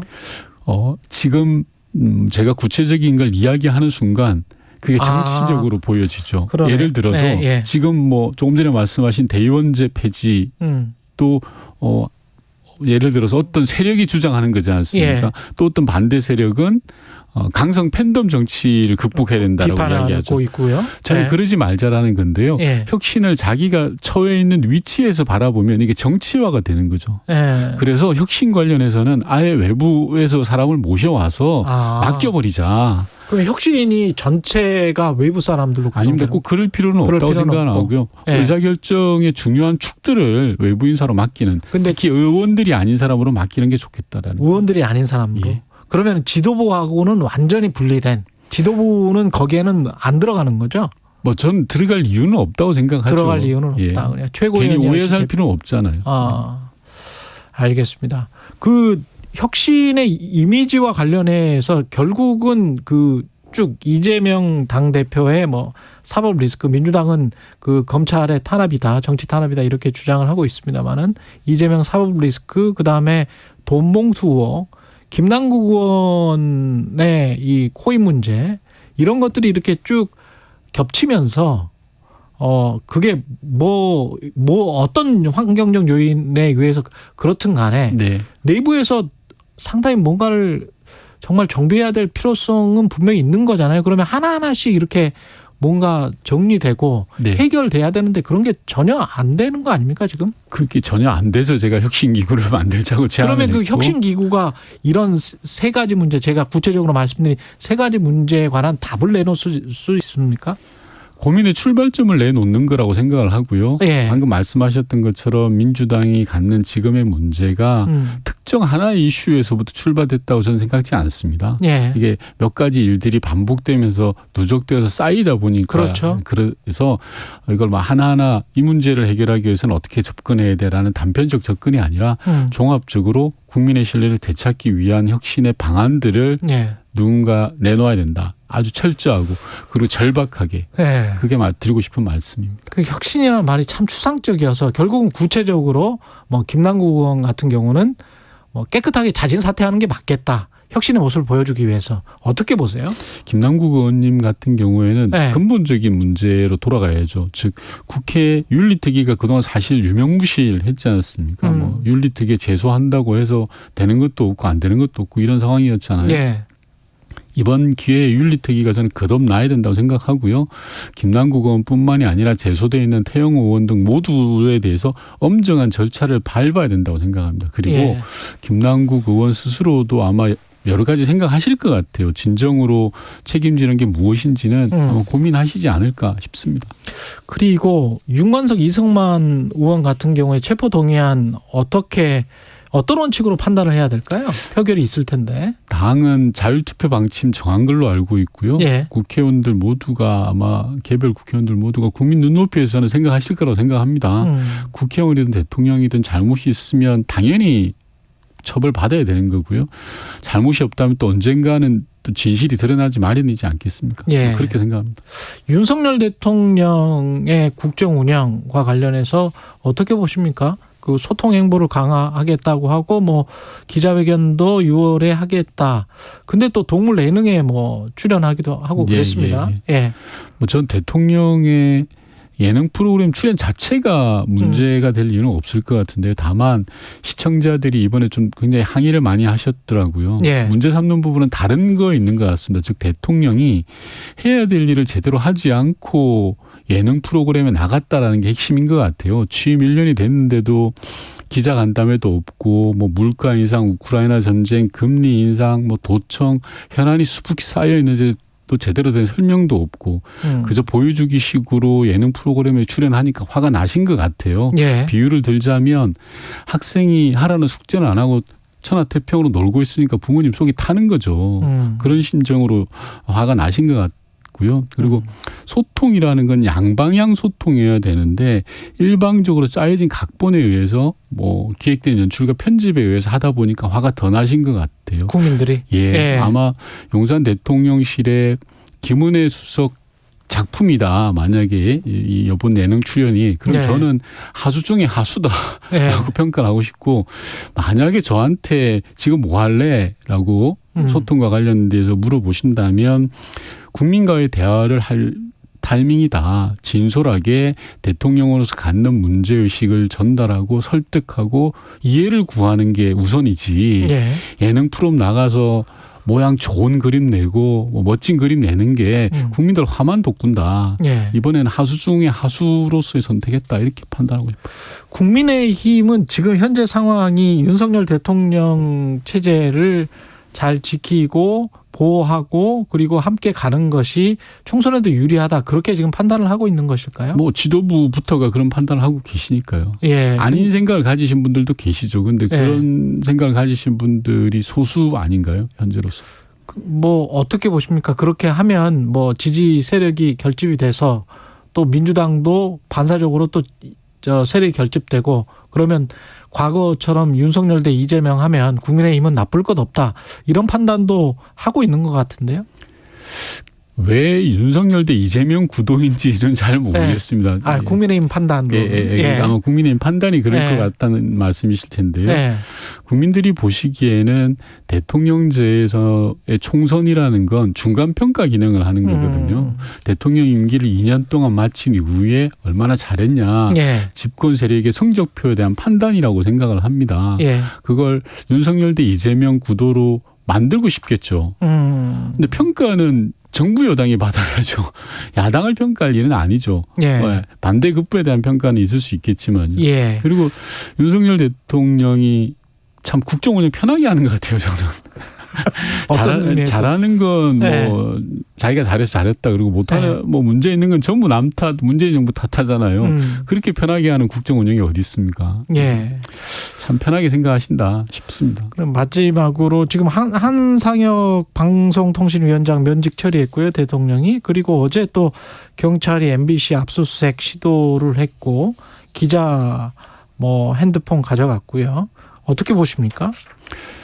과도하죠. 한상혁 방통위원장은 임기가 2달 남았잖아요. 절차도 무시한 거죠. 그리고 대통령실에서 사실상 찍어내기를 한 것이나 다름없다고 생각하고요. 어제 대통령실의 브리핑 내용, 한상혁 위원장을 이제 면직 처리한다라는 브리핑 내용을 보면 저는 검찰 공소장 읽는 줄 알았어요.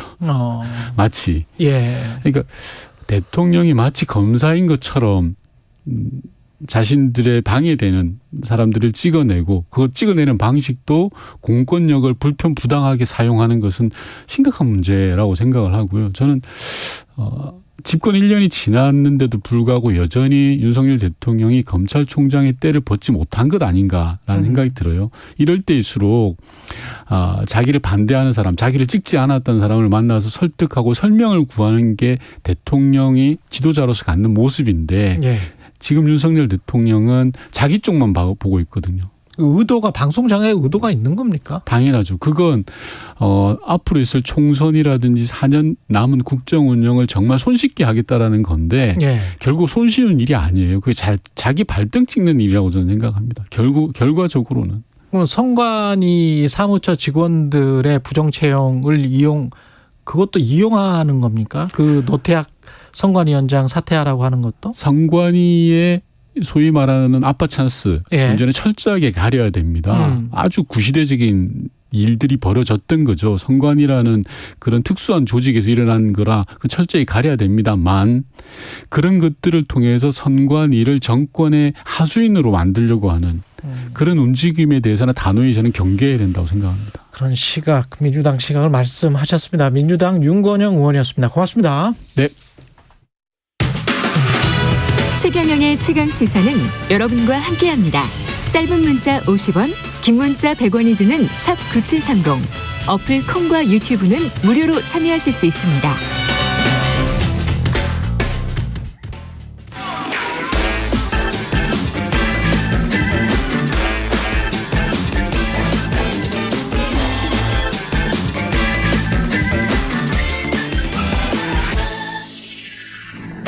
네, 최경영의 최강시사 한 번 더 뉴스. 오늘은 흥미로운 주제네요. 대관이란 무엇인가?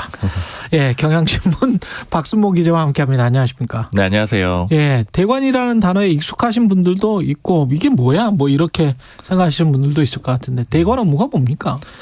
대관이란 단어 자체를 생각해 보면은 관을 상대한다 이런 그렇죠. 의미인 거거든요. 이제 관이라고 하면 그게 또 뭐냐 보면은 정부나 국회 아니면 뭐 대통령실까지도 다 포함이 되겠죠. 그래서 이제 이 대관 업무라는 게 대표적으로 기업에도 있고요. 또 각 기관에도 있고 심지어는 부처에도 있습니다. 그리고 뭐 KBS에도 있죠. KBS에 있어요? 네, KBS에도 있습니다. 그런 그런가? 역할을 하는 있어요. 아, 대외 협력실 뭐 이런 데가 대관이에요? 그렇죠. 왜냐하면 국회 방통위를 또 상대를 해야 되잖아요. 그렇죠. 그렇죠. 과방위를 상대를 해야 되잖아요. KBS는. 그래서 이제 예를 들어서 도로랑 관련되는 사업을 하는 A 회사가 있다고 치면은요. 이제 이런 회사는 국토부에 문의할 것도 있고 뭐 협조를 구할 것도 있을 거고요. 또 반대로 국토부에서 자료를 요청하거나 이럴 것도 있을 겁니다. 입장을 묻는다거나. 그렇죠. 그러니까 서로 좀 필요한 그런 일종의 창구 역할을 한다 중간에서. 그래서 가교 역할을 하면서 정보도 수집하고 또 반대로 요청 사항에 대응도 하고 이런 역할을 한다라고 보시면 됩니다. 대통령실에 있었던 김일범 전 의전비서관이 현대차그룹 부사장으로 갔는데 대관 분야로 갔다. 그래서 지금 대관 업무를 알아보고 있는 건데. 그러면은 어떤 일을 합니까? 현대차 가서? 그래서 이제 출신을 따져보면은 유출을 할 수는 있는데요. 물론 지금 명확하게 밝히진 않았는데 해외 업무를 하게 될 거다 좀 이렇게 얘기들을 하고 있어요. 외교관 출신이니까. 맞습니다. 외교관 출신이라서 그렇고요.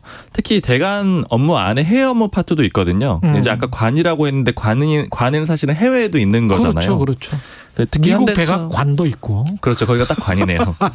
현대차 그룹 같은데 뭐 글로벌 기업이라서 해외에도 뭐 대응할 이슈들이 많고 뭐 대표적으로 최근에 IRA 같은 건 이제 미국 인플레이션 감축법이요. 그렇죠.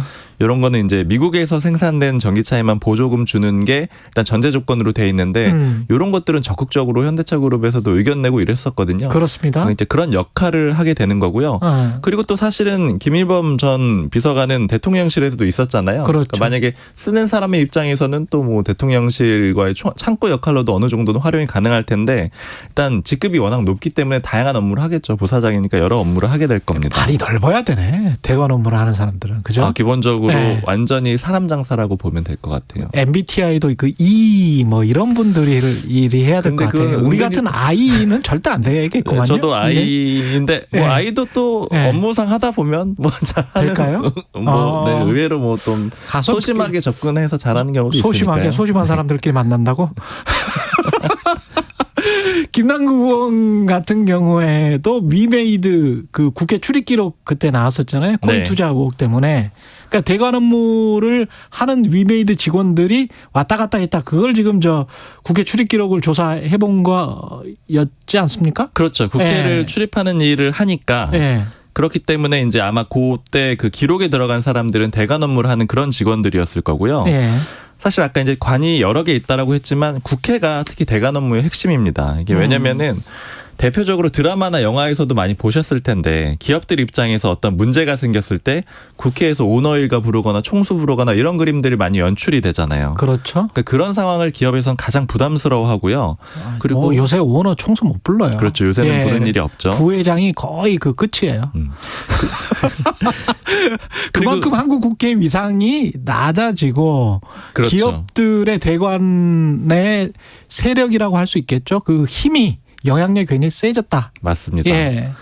그리고 뭐 사실은 문제 생겼을 때도 또 기업에 자료 요청하는 경우는 굉장히 흔하잖아요. 뭐 최근에 카카오톡 중단되고 이랬을 때도 국회에서 문제 제기하고 이러거든요. 그렇죠. 그러니까 그러다 보니까 이제 국회를 담당하는 직원들이 또 제일 주요합니다. 대관 업무 중에서도요.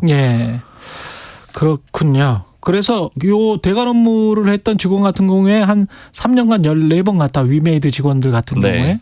그러면 이거 자주 간 건가요? 제가 얘기 들어보니까 이 정도면은 거의 안 간 거다 이렇게 평가를 하더라고요.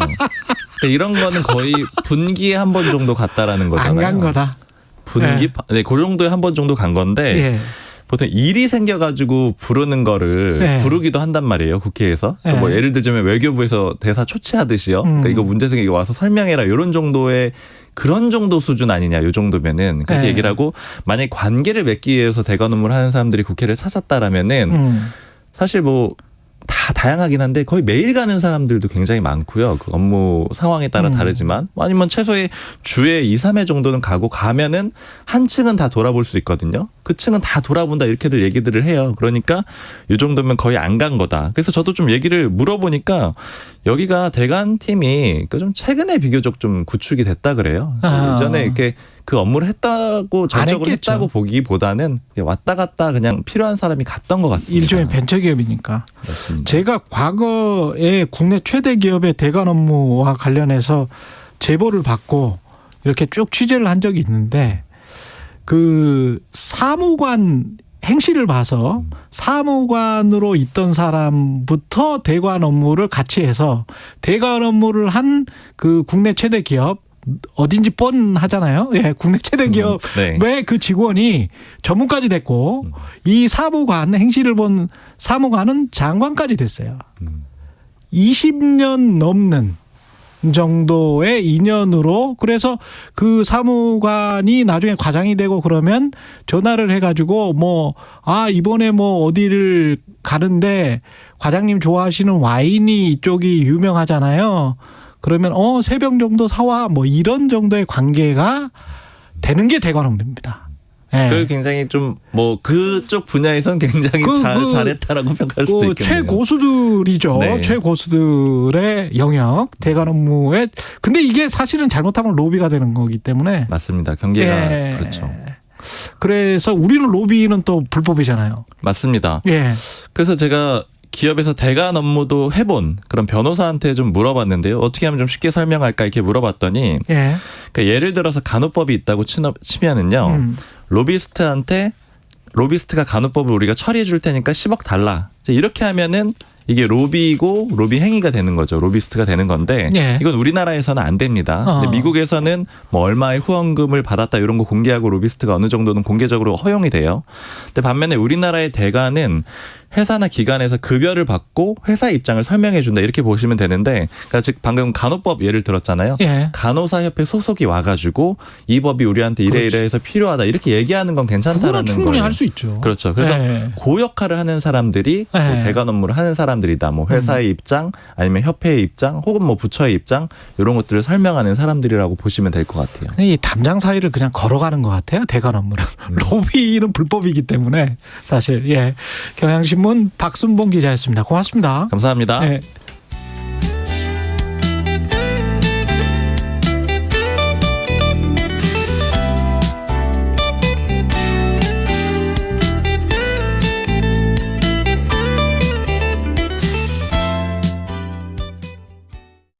잠시 후 8시 반부터 일부 지역국에서는 해당 지역 방송을 보내드립니다.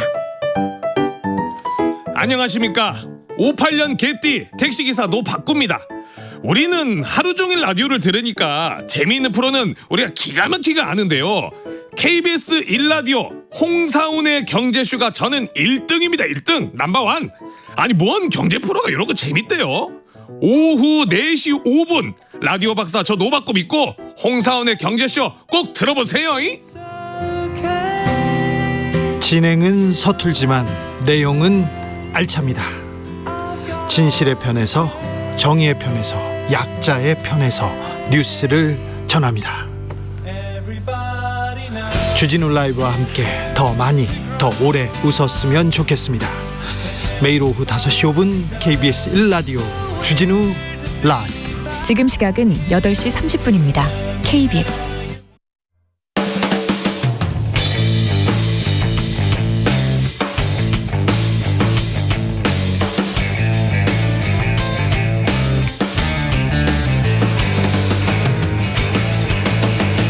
최경영의 최강 시사.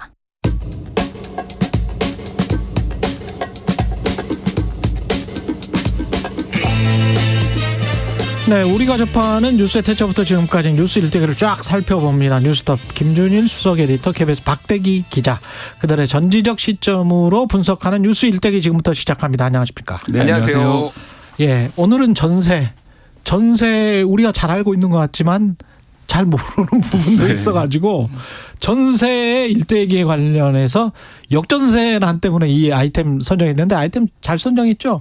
저도 사실 좀 공부를 하면서 야 이런 게 역사가 있고 이런 게 있었어 하면서 깜짝 놀랐는데 오늘 그래요? 청취자분들도 공부 좀 하시면 도움될 것 같아요. 와, 재밌을 것 같습니다. 전세가 언제부터 시작됐는지 거슬러 올라가 볼까요? 일단 그 학자들에 따라서는 고려 시대부터 시작이 됐다 이런 학자도 있고요. 고려? 예, 고려 시대 일종의 그러니까 그 전당포 제도 비슷하게 집을 맡기고 돈을 빌리는 제도가 있었다고 하는데 그래요? 거기서 시작했다는 의견도 있지만 우리가 추적해 볼 수 있는 가장 좀 믿을 만한 것은 1910년도에 그 조선총독부가 작성한 자료를 보면은 이 조선에는 전세제도라는 게 있어가지고 조선총독부의 자료에 1910년도 그러니까 100년도 넘은 전이죠.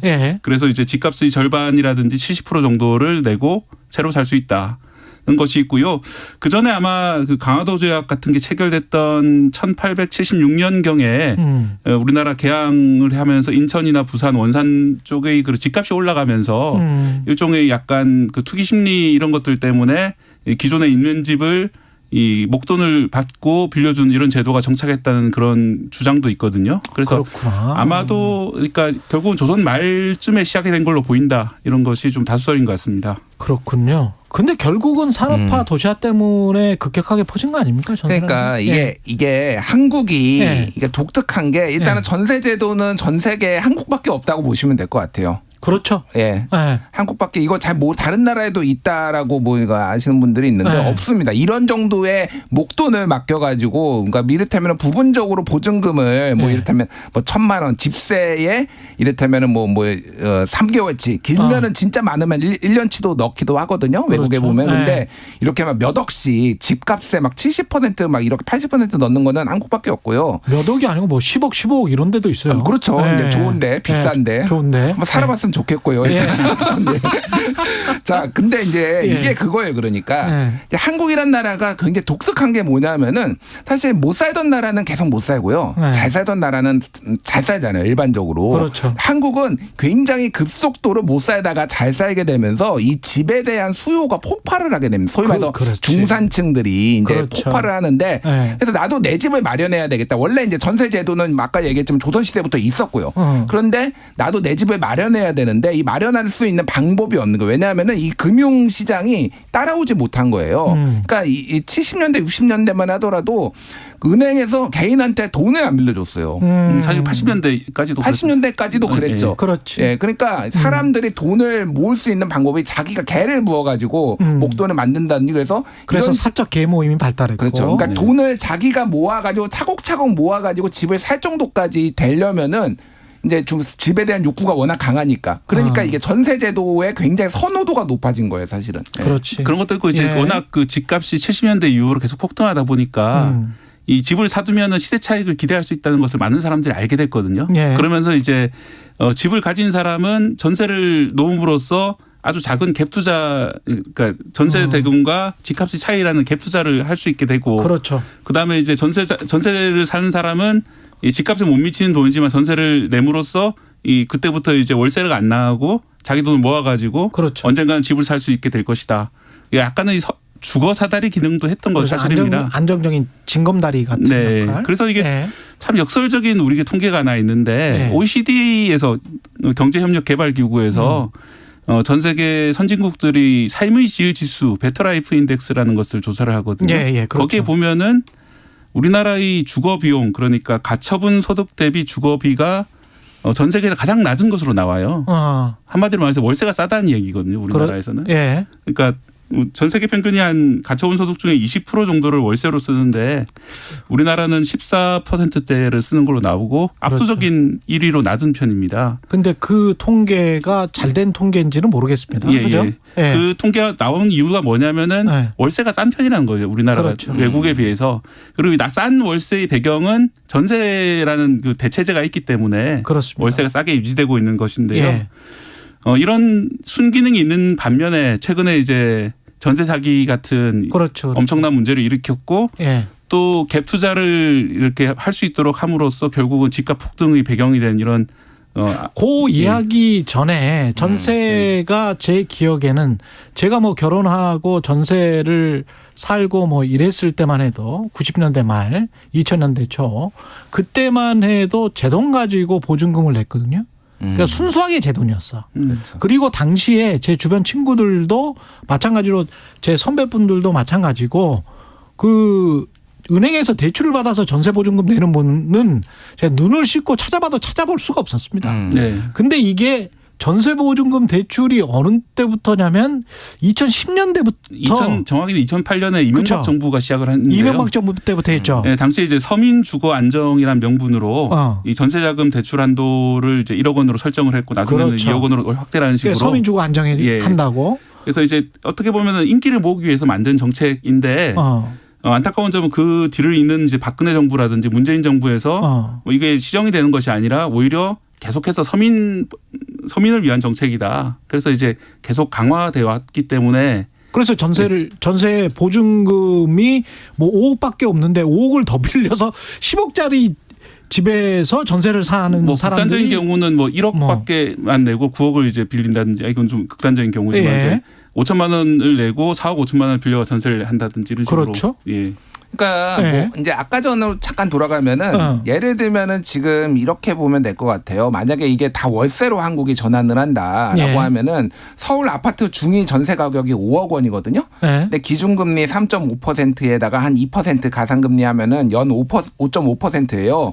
이거를 5억 원을 월세로 전환하면은 한 달에 230만 원입니다. 그러니까 월세를 지금 아파트의 중위 가격이 이 정도인데 230만 원씩 이거보다는 좀 낮겠죠. 실제로 뭐 이게 월세로 전환하면은 근데 이 정도가 이제 상당한 부담인 거죠, 사실은. 그렇지. 매달 막 200만 원씩. 그러니까 이게 사실 전세제도의 장점은 아까 제가 얘기했지만은 여러 개가 있어요. 근데 단점이 두드러질 때가 어떤 거냐면 이 집값이 출렁일 때 너무 급등하거나 급락할 때 이제 문제가 이제 발생을 하는 거죠. 그러니까 지금처럼 이제 문재인 정부 때 확 뛰었다가 이게 확 떨어질 때 이게 그러니까 지금 요즘에 역전세가 이제 얘기 나오는 거는 집값하고 너무 전세 가격하고 붙으면 문제가 되는 거고. 그렇죠. 너무 떨어져도 이제 문제가 되는 거고. 너무 붙으면 이제 갭 투자를 막 하게 될 거고. 갭 투자하는 거고 그리고 역전세나 깡통전세가 이제 발생할 가능성들이 막 이제 그렇죠. 생기는 거고 너무 벌어지면은 이제 전세 고 다음 번에 재계약할 때는 엄청 올려버리는 게 한두 푼이 아니니까. 그렇죠. 근데 이게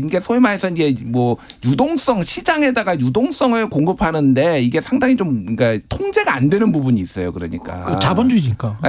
그러니까 이게 돈을 너무 많이 이제 풀면은 이게 뭐 이를테면은 뭐 물가도 오르고 그러잖아요. 근데 그렇죠. 전세자금 대출이 분명히 좋은 취지는 있지만은 이게 너무 많은 게 뭉텅이 돈들이 막 이렇게 전세로 막 풀린다라는 거예요. 그렇습니다. 그러니까 이게 좀 물량 돈의 물량을 조절하는데 상당히 어렵다라는 거예요. 전세자금 때문에 이게. 예. 그 말씀을 좀 약간 쉽게 풀어보면은. 결국은 이제 LTV나 DSR처럼 그 집을 살 때는 대출 규제가 많이 있잖아요. 그렇죠. 내 소득이 얼마인가, 내가 준비한 돈이 얼마인가 다 따져서 대출을 받는데 집 가격 대비 내 소득 대비. 그런데 이제 전세 자금 대출이라는 것을 임대인이 받아서 오면은 임차인이 받아서 오면은 그 사실 임대인한테 들어가는 돈이잖아요. 그렇죠. 그런데 임대인 입장에서는 DSR이나 LTV를 맞추지 않아도 이 전세 자금이 들어오니까 어차피 임차인이 빌린 돈이니까 남의 돈으로 이제 자기 집을 조금만 이제 갭 투자를 하면은 살 수 있게 되는 거죠. 그래서 그렇게 되네. 국가 전체의 금융 당국이 의도했던 어느 정도 소득, 어느 정도 자본이 있어야 집을 살 수 있도록 그렇게 규제하는 것이 밖에 있기 때문에 결국은 이제 집값 상승을 부추기는 배경이 되는 거죠. 이게. 그렇죠. 서울의 10억짜리 집을 뭐 전세를 사는데 그게 7억이다. 근데 내가 수중에 3억밖에 없다. 근데 4억을 빌렸다. 그래가지고 들어갔어요. 근데 2년 후에 지금 2023년에 2021년에는 그렇게 10억짜리 집을 7억에 들어갔어. 근데 2023년에 전세가 5억으로 떨어졌네. 그렇게 될 경우에 이제 나는 이제 7억을 준 사람은 7억을 받고 나와서 빌린 돈을 갚으면 되지만 임대인 같은 경우는 집주인 같은 경우는 7억을 받았는데 지금 다음에 들어올 사람은 5억밖에 못 주겠다고 하는 거니까 그러면 2억을 어디서 이제 자기 돈으로 줘야 된단 말이지. 그러니까 근데 없는 사람이 많은 거죠. 그만큼의 금융자산이 있느냐. 보통은 이제 다른 데 투자를 했거나 그거를 그냥 뭐 적금 정도 부어놨으면 적금 깨니까 상관없는데 그걸 가지고 또 다른 부동산을 이제 사놨을 가능성이 돈이 없던 사람이 있어요. 또는 주식이나 3억밖에 없었기 때문에 7억을 전세 받았던 사람이기 때문에 그동안 2억을 어디서도 안 나오게 되면 결국 이 사람은 이제 남은 돈으로 이제 집을 산 셈이 되는 거죠. 그래서 지금 같은 역전세난이 발생을 하면 집주인들이 이제 아주 곤혹스러워지는데 이거를 어떻게 정부에서 뭔가 스무드하게 부드럽게 이겨낼 수 있도록 할 수 있는 뭐 방법 같은 게 있습니까? 일단 정부에서 생각하는 거는 전세제도를 점차 없애야 된다. 이 얘기는 전문가들도 나왔고 지금 이제 윤석열 정부에서도 원희룡 국토부 장관이라든지 다만 급격하게 없애면은 이게 이제 굉장히 큰 부작용이 생기니까 시장에 대혼란이 생기죠. 그럼 다들 목돈 찾아가지고 이제 막 찾아다녀야 되니까 지금 어느 정도냐면은 2020년 기준으로 지금 325만 가구가 전세를 살고 있다라고 합니다. 전 국민의 15.5% 정도. 적은 사람 적지가 않아요. 적지 않아. 이거를 다 갑자기 이제 없애버릴 경우에는 안 되고 이걸 법으로 규율하는 게 맞느냐. 그러니까 전세금에 대해서 상한제도로 둬야 된다. 그래서 점점 그 상한 폭을 줄여가지고 그러니까 너무 많이 받게 하지 못하게 그런 식으로 점점 규제를 강화해서 좀 그래서 월세를 유도를 한다. 월세를 유도를 한다. 이런 게 연차적으로 조금 이제 순차적으로 있어야 되지 않나 이런 얘기들이 전문가들 의견에 나오고 있습니다. 어떻게 보세요, 박대기 기자? 일단 그 전세가 가진 순기능이 분명하거든요. 아까 말씀드렸다시피 우리나라의 그 주거, 임대차, 그러니까 월세가 좀 낮은 편으로 유지되고 있는 게 전세 덕분도 많이 있기 때문에 그런 순기능을 유지하면서 전세가 가진 그런 갭 투자의 문제점을 갖다 없애야 되는 거니까 결국 이제 이 집을 살 때 이제 갭 투자냐 아니냐 그걸 이제 지금은 뭐 자금 조달 계획서라든지 이런 걸로 하는데 좀 더 좀 꼼꼼하게 좀 따져가지고 좀 걸러내야 될 필요가 있고요. 또 하나는 진짜 전세자금 대출이 필요한 사람들이 있거든요. 서민 계층을 위해서 이렇게 쓰여야 되는데 지금은 그 요건이 좀 너무 이제 광범하게 풀어져 있어가지고 요건을 좀 강화해야 그래서 사실은 이제 전세자금 대출로 혜택을 주지 않아도 될 사람들한테까지 해석이 돌아가면서 그게 이제 결국은 시중에 풀린 돈으로서 집값을 그렇죠. 끌어올리는 경향이 있기 때문에 결국 금융의 문제다. 그런 거를 좀 조절을 할 필요가 있어 보입니다. 주거비라는 측면에서 봤을 때는 전세, 자가, 월세 이렇게 사실은 제일 돈이 적게 드는 거거든요. 그래서 자가가 오히려 전세보다 주거비가 더 많이 드는 거예요. 왜냐하면 세금이랄지 뭐 이런 것들이 나가기 때문에. 그리고 이제 월세가 가장 많이 드는 거는 사실이고 그렇기 때문에 전세 세입자 입장에서는 이 제도가 본인이 집을 사기 싫어. 본인이 체질 자체가 유목민이야. 뭐 여러 군데로 옮기고 싶어. 그런데 이 제도를 국가에서 강제로 없앤다. 이거는 말이 안 될 것 같아요. 개인적인 의견인데요. 이거는 뭐 시뮬레이션 해봐야 되겠지만은 집값의 50% 이상을 전세금으로 받지 못하게 하는 게 맞을 것 같아요. 왜냐하면은 이 변동폭이 집값이 하락을 해도 막 반토막까지 그 더 이상까지는 보통 안 나잖아요. 그렇지. 그러니까 지금 빌라들이 특히 전세 가격하고 이 집값하고 거의 붙어 있다가 지금 더 떨어지면서 지금 문제가 되는 거잖아요. 그렇죠. 애시당초 그거를 전세금을 반만 받게 한다라면은 그거에 대해서 훨씬 이제 내줄 수 있는 뭐 이제 그 돈들이 좀 어느 정도 확보가 되는 거죠. 집값에 대해서. 근데 지금 이제 고금리 상황이고 인플레이션 때문에 그렇지만 또 금리가 인하돼서 저금리면 또 전세 대출 받아가지고 좀 넓고 좋은 집으로 가볼까 그러는 사람들도 또 있을 거예요. 지금은 또 말씀하신 싸니까. 대로 규제를 하도록 먹힐 텐데 그게 만약에 말씀하신 대로 금리가 풀리게 되면은 오히려 수요가 많이 생기기 때문에 그럴 때는 한정된 전세를 놓고 이제 서로 다투게 되는 그런 상황까지 벌어질 수가 있는 거죠. 또 그렇게 될 가능성이 있지. 근데 어쨌든 그거를 이제 소위 말하는 반전세 형식으로 조금 유도를 해야 되지 않을까. 완벽하게 전세보다는 반전, 어느 정도 월세는 조금씩 내면서 전세금을 좀 넣는 그런 안전장. 그러니까 사실 우리가 생각해 보면은 언제 봤다고 집주인을 내 돈 막 5억씩 뭐 3억씩 넣는 것도 이상해요. 이 사람이 막 게다가 저당 잡혀 있고 뭐 신용불량자일 수도 있고 막 그렇잖아요. 그러니까 너무 이게 한국은 저신뢰 사회인데 전세만 고신뢰예요, 제가 보면. 그러다가 이제 전세 사기를 맞으면서 사람들이 이 전세 제도가 과연 믿어도 되는 것인가 이제 불신이 좀 시작된 그런 상황인 것 같습니다. 여러 가지를 생각할 겁니다. 정부는 또 특히 이제 소비나 이런 쪽도 생각할 거예요. 월세 부담이 너무 커지면 소비가 안 되기 때문에 가처분 소득이 줄어들죠. 그렇죠. 가처분 소득 줄어들면은 경제 성장률이 낮아지고 그러면은 전세가 더 나은 거 아닌가 뭐 또 이렇게 기획재정부에서는 또 그렇게 생각할 겁니다. 쉽게 사라지진 않을 겁니다. 그런 이유 때문에 말씀하신 이유 때문에. 쉽지는 않습니다. 뉴스톱 김준일 수석 에디터, KBS 박대기 기자였습니다. 고맙습니다. 감사합니다. KBS 1라디오 최경영의 최강시사 듣고 계신 지금 시각은 8시 45분입니다. 지금 올림픽대로 잠실 방면으로 행주대교에서 월드컵 대교까지 밀리고 있는데요. 행주대교를 지난 지점 1차로에서는 고장난 차량까지 처리하고 있습니다. 반대 공항 방면으로는 강동대교에서 잠실대교, 다시 잠실대교에서 반포대교 쪽으로 더디고요. 북부간선도로는 구리나들목에서 월릉분기점까지 양방면으로 더디게 지나고 있습니다. 고속도로는 수도권 제일순환고속도로 판교에서 일산 쪽 서운분기점에서 자유로까지 13km 밀리고요. 반대 일식에서 판교 방면으로는 계양부터 송내까지 7km 정체입니다.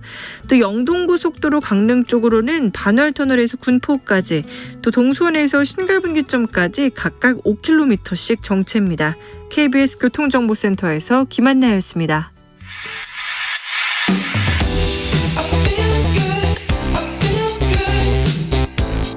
세상에 이익이 되는 방송 최경영의 최강 시사.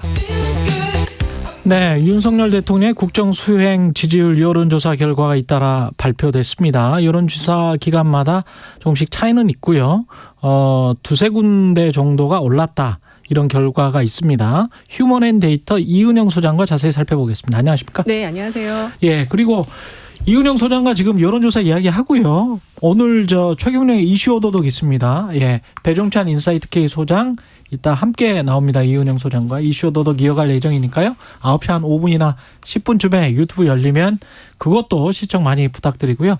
오늘 소개해 주실 여론조사 개요부터 먼저 말씀해 주십시오. 일단은 갤럽하고 리얼미터 거를 소개해 드릴 건데요. 갤럽과 리얼미터. 네, 갤럽은 지난 5월 23일에서 25일 1000명 조사를 했고요. 그다음에 리얼미터는 미디어 트리뷴 의뢰로 22일에서 26일까지 2504명 대상으로 조사를 했어요. 근데 gel럽은 지난 조사 대비 1%포인트 하락한 36%고 리얼미터는 지난 조사 대비 39%에서 40%로 5주 연속 상승해서 약간 좀 트렌드는 다르지만 그러네요. 예, 전체적으로 보면은 대통령 지지율이 조금씩은 상승을 했다. 이렇게 정리할 수 있을 것 같습니다. 예. 자세한 내용은 중앙선거 여론조사심의 홈페이지를 참조하시면 되고요. 네. 리얼미터부터 알아볼까요? 윤석열 대통령 지지율이 올랐다는 리얼미터는 뭐 어떤 추세를 보이고 있습니까, 일단? 그러니까 일단은 이게 지금 5주 연속 계속 상승세인데 이게 큰 폭으로 상승하는 게 아니고 뭐 1% 뭐 이렇게 1% 이내에서 조금씩 야금야금 그렇게 상승을 해요. 근데 전체적으로 지금 최근에 외교 랠리가 계속 이어졌기 때문에 좀 상승을 하는 게 맞는 거예요. 지지율이 상승하는 게 맞고 근데 생각보다는 상대적으로 이게 상승폭이 크지 않다. 과거에 비해서는? 네, 그렇습니다. 그 역대 대통령들 보면은 근데 일단 취임 1년 차 때 지지율 자체가 굉장히 높고요. 그리고 더군다나 이렇게 그 국빈 방문 또는 그 최근에 외교 랠리가 쫙 이어졌는데 그런 경우에는 탄력을 받거든요. 근데 그래서 제 생각에는 이 정도면 한 55%까지는 가야 되는데 근데 지금 그렇지 못한 상황이다. 그래도 지금 야금야금이라도 오르니까 다행이다. 조금씩이라도. 리얼미터는 그렇고 한국 갤럽은 횡보 내지 하락이 횡보 내지 하락인데 일단은 그 1% 정도 갖고 이제 뭐 올랐다 내렸다 하기는 조금 그런데 둘 다 사실은 그러네요. 비슷비슷해요. 지금 상황이 오차범위 다 내라고 봐야 되겠습니다. 그렇습니다. 근데 그 ARS 조사들은 좀 이렇게 점진적인 상승 또 그리고 어떤 조사는 지금 리얼미터보다 더 높은 수치가 나온 것도 있는 반면에 전화 면접 조사는 지금 갤럽이나 MBS나 다 그냥 30대 중반에서 약간 정체돼서 유지되는 그런 분위기이기 때문에 그래서 이제 대통령실에서 굉장히 이 지지율에 대해서 관심 없는 것처럼 하시지만 관심을 상당히 갖고 있다. 있겠죠. 네, 그렇습니다. 그래서 그렇게 좀 조사별로 그런 차이는 좀 있는 것 같아요. 예. 근데 이 국정 지지율 이게 뭐 올랐다라고 만약에 전제를 하고 이야기를 한다면 뭐 때문일 거라고 분석이 됩니까? 그러니까 이게 이제 제가 볼 때는 일본하고 미국하고의 방문에 사람들의 그 태도가 굉장히 다른데 이제 미국 방문했을 때 그 30, 40대가 그런 얘기를 하더라고요. 약간 부장님 리더십이었다. 부장님 리더십? 네, 그러니까 이게 조금 자기가 망가지고 조금 희생하더라도 전체 분위기를 살리면서 분위기를 훈훈하고 이렇게 기분 좋게 만들었다. 그런 점은 평가를 하더라고요. 그러니까 대통령이 뭐 노래도 부르고, 일본 그 총리하고 뭐 짠도 하고 막 그러셨잖아요. 이제 그런 거 자체가 노력한다라고 좀 봐준 것 같아요. 근데 그런 반면에 이제 일본 정상과의 회담 안에서는 그 내용적인 측면에 대해서는 나의 상식과는 너무 좀 다르다. 그리고 앞으로 이게 수산물까지 개방되면 이게 너무 오염수 방출과 뭐 수산물까지 이제 개방을 하게 되면 이건 너무 심각한 거 아니냐. 이런 두 가지가 좀 혼재되어 있어서 상승하면서도 그 폭이 크지 않은 게 이 두 가지 감정 때문에 그런 것 같습니다. 그리고 정당 지지율은 어떻습니까? 리얼미터하고 지금 갤럽이? 정당 지지율은 일단은 제가 갤럽 자료를 보면은요. 국민의힘이 좀 민주당보다 좀 더 높아요. 민주당이 이제 31%고 국민의힘은 36%거든요. 30대 31. 예, 그렇습니다. 근데 이번에 갤럽에서 호감도 조사를 했어요. 근데 호감도는 민주당이 30%, 국민의힘이 33%로 호감도도 높고 지금 정당 지지율도 더 높은 상황이거든요. 그 이유는? 이거는 이제 아무래도 지금 돈봉투 민주당의 악재가 워낙 지금 집중되어 있어서 돈봉투와 김남국. 이게 두 개가 다 같이 좀 악재가 몰려 있는 있기 때문에 예. 20대에서 상당히 큰 폭으로 하락을 했어요. 한 7%포인트 지난 조사 대비 20대에서 7%포인트 정도 하락했고 30대도 좀 하락을 했고요. 그다음에 지역별로 보면 호남에서 40대도 좀 상당히 한 8%포인트가량 하락을 해서 호남 40대. 네, 젊은 층에서 이 지금 민주당의 여러 가지 악재에 대해서 약간 등을 돌렸다. 이렇게 정리는 할 수 있을 것 같습니다. 근데 연령별로 보면은 표본 자체가 뭐 수백 명 정도일 거고 지역에 그렇죠. 따라서는 뭐 수십 명인 지역도 있는데 네. 제주나 뭐 이런 지역은 이걸 가지고 지역 분석이나 연령 분석을 가능합니까 이게? 그러니까 저희는 그래서 이제 저는 뭐 1, 2% 오른 것도 중요하게 보긴 하지만 전체적인 추세선을 볼 때 지금 이제 민주당의 악재가 이렇게 큰 것들이 터졌을 때 사실 이 정도면은 제 생각에는 한 5, 6까지 쭉 빠져야 되거든요. 근데 그런 흐름은 좀 안 나타나고 있더라고요. 근데 월별로 보면은 어느 정도 민주당은 떨어지는 것 같아요. 그거는 맞습니다. 그거 맞잖아요. 예, 그렇죠. 국민의힘은 조금씩 좀 올라가는 것 같은 그렇죠. 그런 추세가 있습니다. 예, 그래서 이제 이 민주당의 악재가 큰 반면에 그 국민의힘은 그 큰 악재는 없는 상황에서 약간 반사이익이 좀 있었다. 그리고 대통령 지지율이 좀 올라가고 있었잖아요. 그래서 같이 이렇게 이제 그 긍정 효과들을 나눠 갖는 흐름은 있는데, 근데 한 가지 이제 특징은 그 정당 지지도가 그러니까 국민의힘 지지도가 대통령 지지도보다 더 낮게 이제 또 그것도 바뀌었어요. 그래요? 예, 그 전에는 국민의힘 지지율이 대통령 지지율보다 더 높았는데, 그래? 그것도 이제 흐름이 바뀌어서 대통령 지지율 살짝 더 높은 상황. 이제 그렇게 지금 전체적으로 정당과 대통령 지지율의 패턴은 그렇게 지금 나타나고 있거든요. 그렇게 되면 대통령실에서는 총선이 대통령 중심으로 리드할 수 있다라는 자신감을 갖게 될 수도 있겠습니다. 그렇죠. 그런 자신감을 갖기 때문에 이제 여러 가지 소통 행보를 좀 더 강화하고 기획을 하고 이런 상황이고, 그래서 이제 여의도 연구원에서도 박수영 원장께서 이 정도면은 우리 올라갈 수 있다, 총선 이길 수 있다, 막 이런 얘기를 좀 이렇게 빠르게 이야기하신 거예요. 아직 뭐 1년 조금 안 남았는데 그렇죠. 아직은 좀 성급하고 앞으로 변수는 많아요. 예, 변수는 많고 그러나 근데 이제 국민의힘 입장에서는 대통령 지지율이 조금 올랐는데 그게 외교든 어떤 것이든 간에 또는 뭐 김남국 때문에 반사이익을 얻었든 그럼 그 반사이익이 국민의힘에도 가야 되는데 국민의힘은 왜 그만큼 못 보나요? 그 반사이익을? 일단은 지금 이제 민주당의 경우는 대선 후보가 당대표를 하고 있는 상황이고 예. 국민의힘은 지금 그렇지 않은 상황이에요. 더군다나 지금 김기현 대표께서 대선 후보로 갈 것이다라는 잠재적인 그런 기반도 크지 않은 상황이거든요. 그러다 보니까 이제 좀 절대적인 기대감은 낮은 상황인데 예. 지금 대통령이 또 외교 랠리를 통해서 지지율을 좀 올리셨단 말이에요. 그러니까 이 당 지지율이 약간 그 대통령 지지율 밑으로 종속되는 그런 흐름 속에서 예. 자율성이 별로 없는 거예요. 정치적 자율성을 좀 발휘를 해야 이게 이제 확대가 되는데 그런 게 없다 보니까 그 이번에도 이제 그 이재명 대표하고 그 TV 토론을 하려고 했었잖아요. 근데 이제 그게 무산되다 보니까 이게 뭔가 대표가 이게 그러니까는 좀 오너십을 가진 대표라기보다는 약간 그 뭐랄까 이렇게 월급 받는 사장 같은 느낌? 그런 자율성이 없는 게 이 지지율의 좀 한계를 지금 갖고 오고 있는 것 같습니다. 그리고 이제 계속 어제도 그런 일들이 있었고 오늘 아침에도 뭐 북한이 발사체를 발사 또는 미사일로 이제 일본 언론은 계속 부르고 있는데 이런 것들이 어떻게 되나요? 집권 여당이 유리합니까? 이거 지금 굉장히 불리한 상황이고 오늘 아침에는 이게 지금 막 너무 혼란스러웠잖아요. 그게 여당과 정부에 굉장히 안 좋고 지금 상당히 북한과 관련한 불안감이 굉장히 큰데 이런 경보가 좀 아침에 엄청 진짜 혼란스러웠어요. 그렇죠. 마이너스 요인입니다. 이건. 예, 마이너스 요인이다. 예, 지금 소개해드린 여론조사 결과들 바탕으로 곧이어 시작하는 이슈 오도독에서 다양한 분석 이어가겠고요. 휴먼앤데이터 이은영 소장님 그리고 인사이트 K죠. 인사이트 K의 배종찬 소장님 나오십니다. 잠시 후에 KBS 이슈 도덕에서 이어가도록 하겠습니다. 그리고 아까 말씀하신 김기현 이재명 대표의 TV 토론이 지금 아직 무산된 건 아니겠죠? 아직 논의 중인가요? 네, 일단은 현재는 그런 조짐. 네. 예, 그런 조짐이다. 네. 예, 그 정도로 이야기를 하겠습니다. 그리고 어제 무슨 가령 뭐 MBC 압수수색이랄지 이런 것들도 이제 여론조사에 어떤 영향을 미칠지 안 좋은 현안이 너무 많아요. 예, 이따 자세히 좀 들어보겠습니다. 5월 31일 수요일 KBS 1라디오 최경영의 최강시사였습니다. 저는 KBS 최경영 기자고요. 내일 아침 7시 20분에 다시 돌아오겠습니다. 고맙습니다.